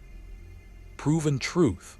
Beerus examined the anti-life equation with divine perception that saw beyond mathematics into fundamental reality. This is just a very aggressive philosophy packaged as absolute certainty. Impressive sophistry, not actually true. The equation is mathematically perfect. It proves that you're good at manipulating logical structures to reach predetermined conclusions. That's not the truth. That's just being an excellent liar. Beerus's tail lashed. And more importantly, it's threatening to eliminate Earth's food culture through rationalized control. That violates my territorial claim. Your territorial claim is based on aesthetic preferences. Mine is based on mathematical proof. Logic supersedes preference. Does it? Beerus smiled, showing fangs. Let's test that hypothesis. Here's my equation. I'm stronger than you. Therefore, what I say matters more than what you prove. Simple, elegant, empirically demonstrable. Moved. Not attacking Darkseid, attacking the anti-life equation itself. Hake energy, the force that erased existence at fundamental levels, directed not at the physical manifestation but at the philosophical framework underlying it. Purple divine power wrapped around mathematical symbols, reality rewriting proof, and the logical structure that convinced billions of people that tyranny was correct. And Beerus destroyed it, not defeated it in philosophical debate, not argued against its premises. Simply erased it from existence as if mathematical proof could be unmade through sufficient power. Because to a god of destruction, everything, physics, philosophy, mathematics, was just structures that could be eliminated if they became annoying. The anti-life equation screamed as it died, not sound, but feeling, the sensation of absolute certainty dissolving into uncertainty, of proven truth becoming questionable hypothesis, of tyranny losing its rational justification and returning to naked authoritarianism. 8 billion minds suddenly freed from perfect logical prison, consciousness returning to messy uncertainty where free will at least seemed possible. Superman gasped as the equation's pressure vanished, Kryptonian intellect no longer trapped in circular logic proving submission correct. Diana shook off the mathematical certainty that power justified rule.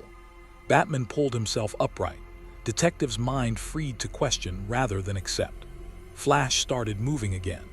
Hal Jordan's ring blazed with willpower, no longer convinced that willpower was irrational. Across Earth, people blinked awake from philosophical trance and remembered why they'd chosen freedom over proven certainty. Darkseid stared at the space where the anti-life equation had existed, millennia of searching, fragments assembled across galaxies, complete proof of his rightful tyranny, and watched it simply cease to exist because a purple cat god found it philosophically offensive. "That's impossible," Darkseid said, voice carrying genuine shock for the first time in his eternal existence. "The equation is a fundamental truth. You can't destroy truth. I'm a god of destruction. I destroy whatever annoys me, including fundamental truths that threaten food culture." Beerus cracked his knuckles. "Now, you've invaded Earth twice despite my warning, threatened its people, attempted to eliminate their free will through philosophical manipulation, and worst of all, you were going to rationalize the elimination of culinary diversity as logically optimal. You're going to fight me over food preferences. I'm going to erase you and your miserable planet for threatening the cuisine I've declared worth preserving." Beerus's power manifested fully, a purple aura that made reality feel thin, a presence that reminded everything mortal that gods existed on scales beyond comprehension. "This is your final warning. Leave Earth alone, forever, or discover what happens when gods of destruction stop being patient." Darkseid calculated odds with the cold precision that had kept him alive through eternal war. The anti-life equation was gone. His trump card was eliminated. Beerus had demonstrated the power to destroy philosophical concepts themselves. Continuing meant facing an opponent who operated outside the universal rules that gave new gods their authority. "I am Darkseid," he said quietly. "I do not surrender, do not retreat, do not acknowledge defeat." "Then you die." Beerus raised his hand, Hakai energy. "Wait," Superman flew between them, "foolish, suicidal, necessary. Lord Beerus, don't. If you kill Darkseid, Apocalypse will destabilize. War across the fourth world. Millions are dying in a power vacuum. Letting him leave means he lives to threaten us again, but killing him creates worse problems. So I should permit him to continue existing out of administrative convenience." Beerus's eyes glowed dangerously. "That seems like poor precedent. You should permit him to leave because you're teaching Earth that power doesn't always mean control, that strength can show mercy, that even gods of destruction can choose restraint." Clark met Beerus's gaze directly. "You taught me that, during my month as a mortal. Now teach Darkseid that losing doesn't require death, that defeat can include survival." Beerus considered this.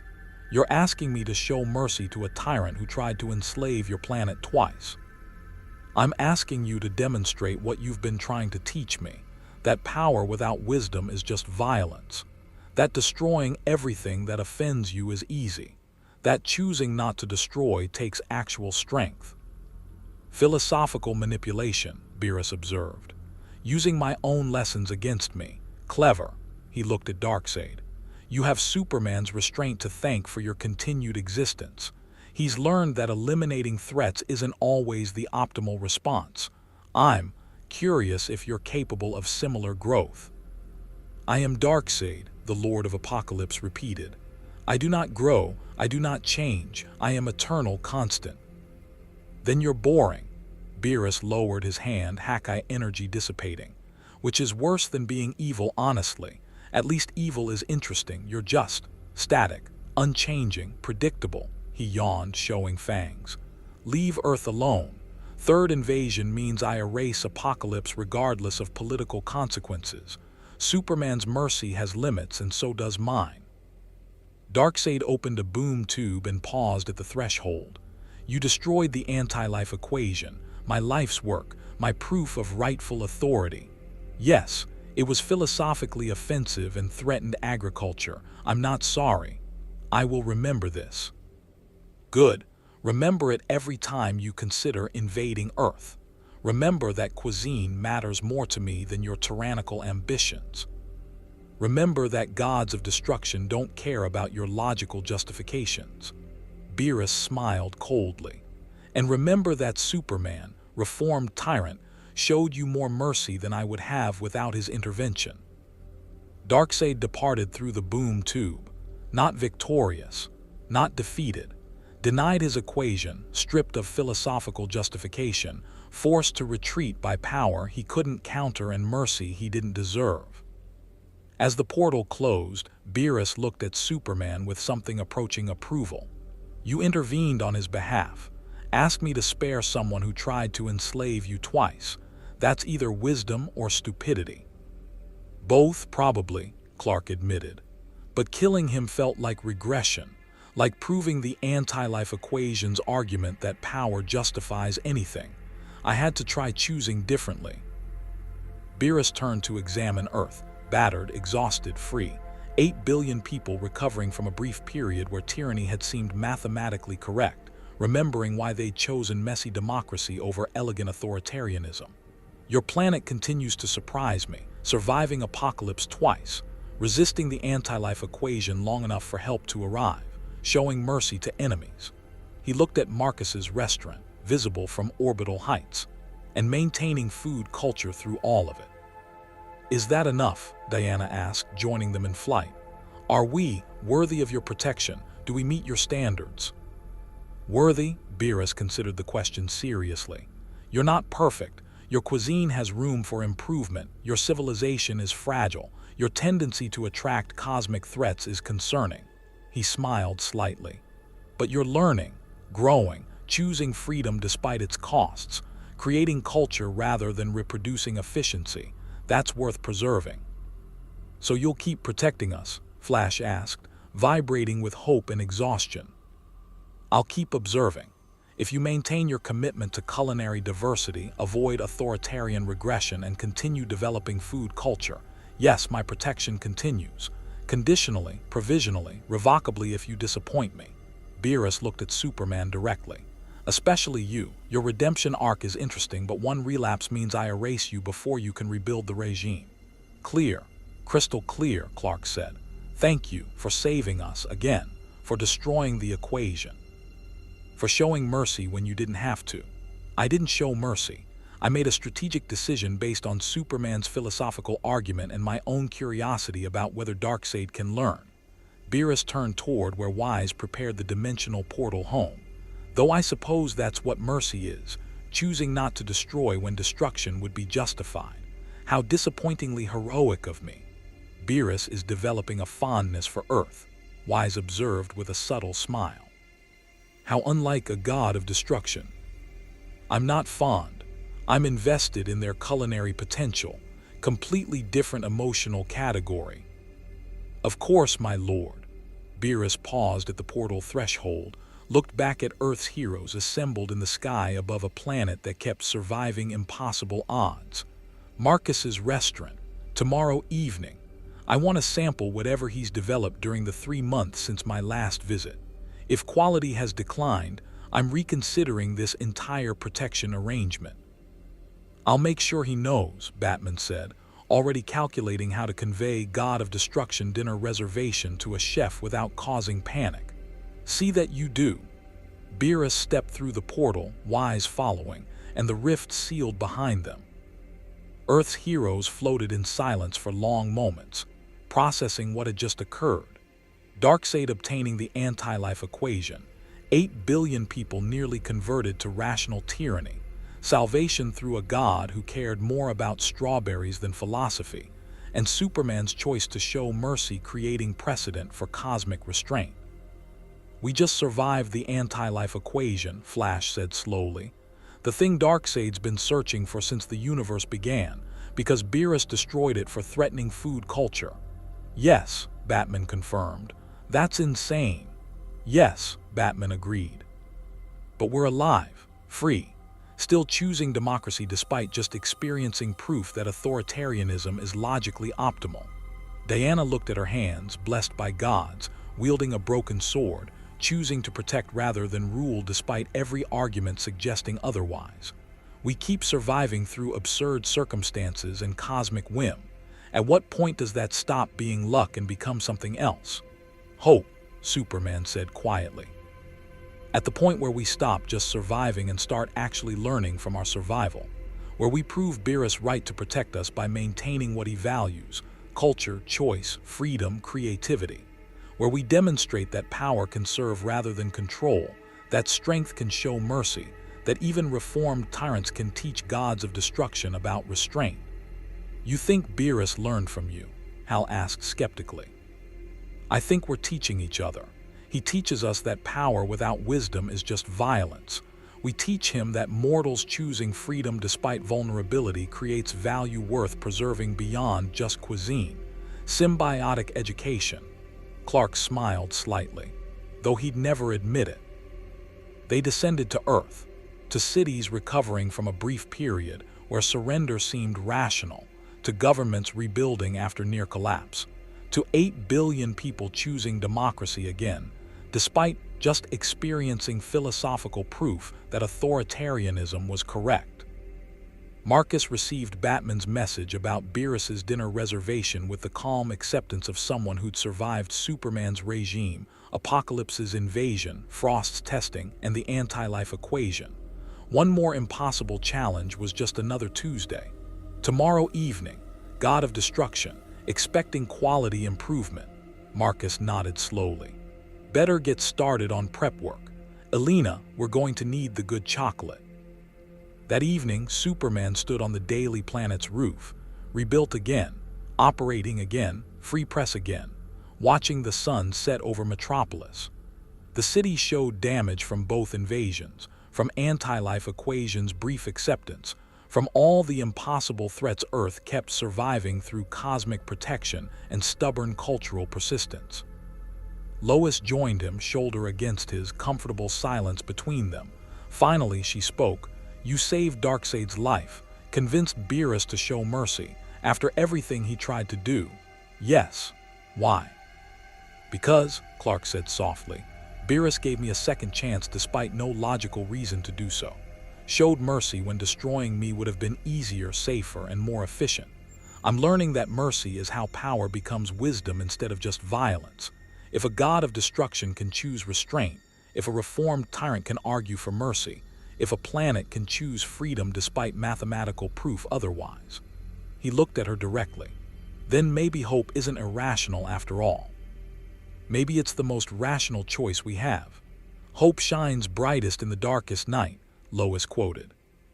"Even when the darkness is absolute philosophical certainty, especially then." Clark wrapped his arm around her gently, Kryptonian strength that could reshape worlds, choosing to embrace rather than control. "We keep surviving because we keep choosing. That's what Beerus protects. That's what makes us worth not destroying." Across the universe, Darkseid returned to Apocalypse, anti-life equation destroyed, dignity bruised, forced to retreat by a purple deity who valued cuisine over conquest. His throne room felt emptier without the equation's certainty, without the mathematical proof that his tyranny was correct. But somewhere in that emptiness, a question emerged. If the anti-life equation, his ultimate weapon, his perfect proof, could be destroyed by a being who cared more about food than philosophy, what did that say about power itself? Darkseid had no answer. Yet, but for the first time in his eternal existence, he wondered if the question mattered. In Universe 7, Beerus returned to his planet, settled onto his throne, and accepted tea from Wise with the satisfied expression of someone who'd addressed an annoyance efficiently. "You destroyed the anti-life equation," Wise observed. "One of the universe's fundamental philosophical constructs. The Supreme Kai will have questions. Tell them it was threatening Earth's agricultural development. Very official concern. You showed mercy to Darkseid on Superman's recommendation. Strategic decision based on political consequences, not mercy. You're becoming attached to Earth," Wise said gently, "developing protective instincts beyond just culinary interest." Beerus was silent for long moments, sipping tea, considering denial. Finally, perhaps. "They're learning what most mortals never grasp, that power's purpose is preservation, not control, that strength can serve, that even gods can choose restraint. It's He struggled for words. Educational for both of us. How very unlike a god of destruction. Yes, Beerus agreed, smiling slightly. Disappointingly heroic. Don't tell anyone. Your secret is safe with me, my lord. On Earth, in a restaurant that had survived regime oppression and cosmic evaluation, Marcus prepared for tomorrow's dinner service with a divine guest. Not nervous, not afraid, just committed to demonstrating that Earth's cuisine deserved preservation, that culture mattered more than efficiency, that humanity maintained beauty even under existential threats. Hope shone brightest in the darkest night, and Earth, battered and free and learning, kept choosing to shine.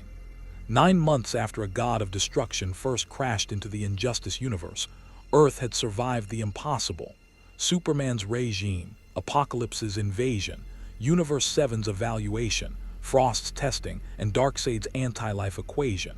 Not through superior power, Earth remained cosmically insignificant by most standards, but through stubborn commitment to principles that shouldn't matter in a universe ruled by strength, but somehow did.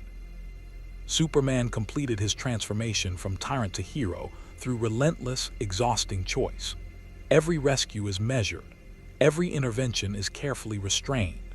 Every day, proving that godlike power could serve rather than rule. The psychological cost remained immense.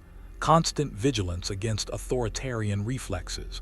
Eternal awareness that one relapse meant Beerus's erasure. But Clark Kent learned to live with that weight, understanding that redemption wasn't a destination but a perpetual journey. The Justice League rebuilt as an actual team rather than regime enforcers. Diana learned to lead without controlling. Bruce's paranoid preparation prevented disasters instead of justifying authoritarianism. Flash's speed saved thousands without enabling tyranny. Hal's willpower was protected rather than enforced. Earth's heroes demonstrated daily that power could exist without domination. And Marcus's restaurant became symbol, proof that culture mattered, that cuisine represented humanity's soul, that preserving beauty through impossible threats was itself a heroic act. Beerus visited regularly, sampling Earth's culinary evolution, ensuring no one eliminated food diversity for administrative convenience. His protection remained conditional, provisional, but genuine. Earth existed under the divine observation of a god who valued strawberries over sovereignty. The victory wasn't clean. Thousands died in Apocalypse's invasions. Regime victims couldn't be resurrected. Agricultural knowledge was lost despite preservation efforts. Earth bore scars that decades wouldn't fully heal, but it remained free, messy, imperfect, choosing. Darkseid would return eventually. Tyrants always did. Universe 7 would send more visitors to test Earth's significance. New threats would emerge from dimensional rifts. But Earth had learned the crucial lesson. Survival meant maintaining principles under pressure, demonstrating that freedom was worth its costs, proving that hope wasn't a mathematical delusion but a rational choice in the face of an uncertain universe. Beerus had judged them worthy not through power but through persistence, not through victory but through choosing correctly despite losses, not through perfection but through commitment to becoming better. And somewhere in the multiverse's infinite complications, a reformed tyrant and a god of destruction continued their unlikely education, teaching each other that strength without wisdom was just violence, that mercy was the hardest demonstration of power, that preserving culture mattered more than most cosmic hierarchies acknowledged. The Injustice universe learned what Universe 7 already knew. Hope shines brightest in the darkest night, and Earth, impossibly, kept choosing to shine. Hope shines brightest in the darkest night. More stories await.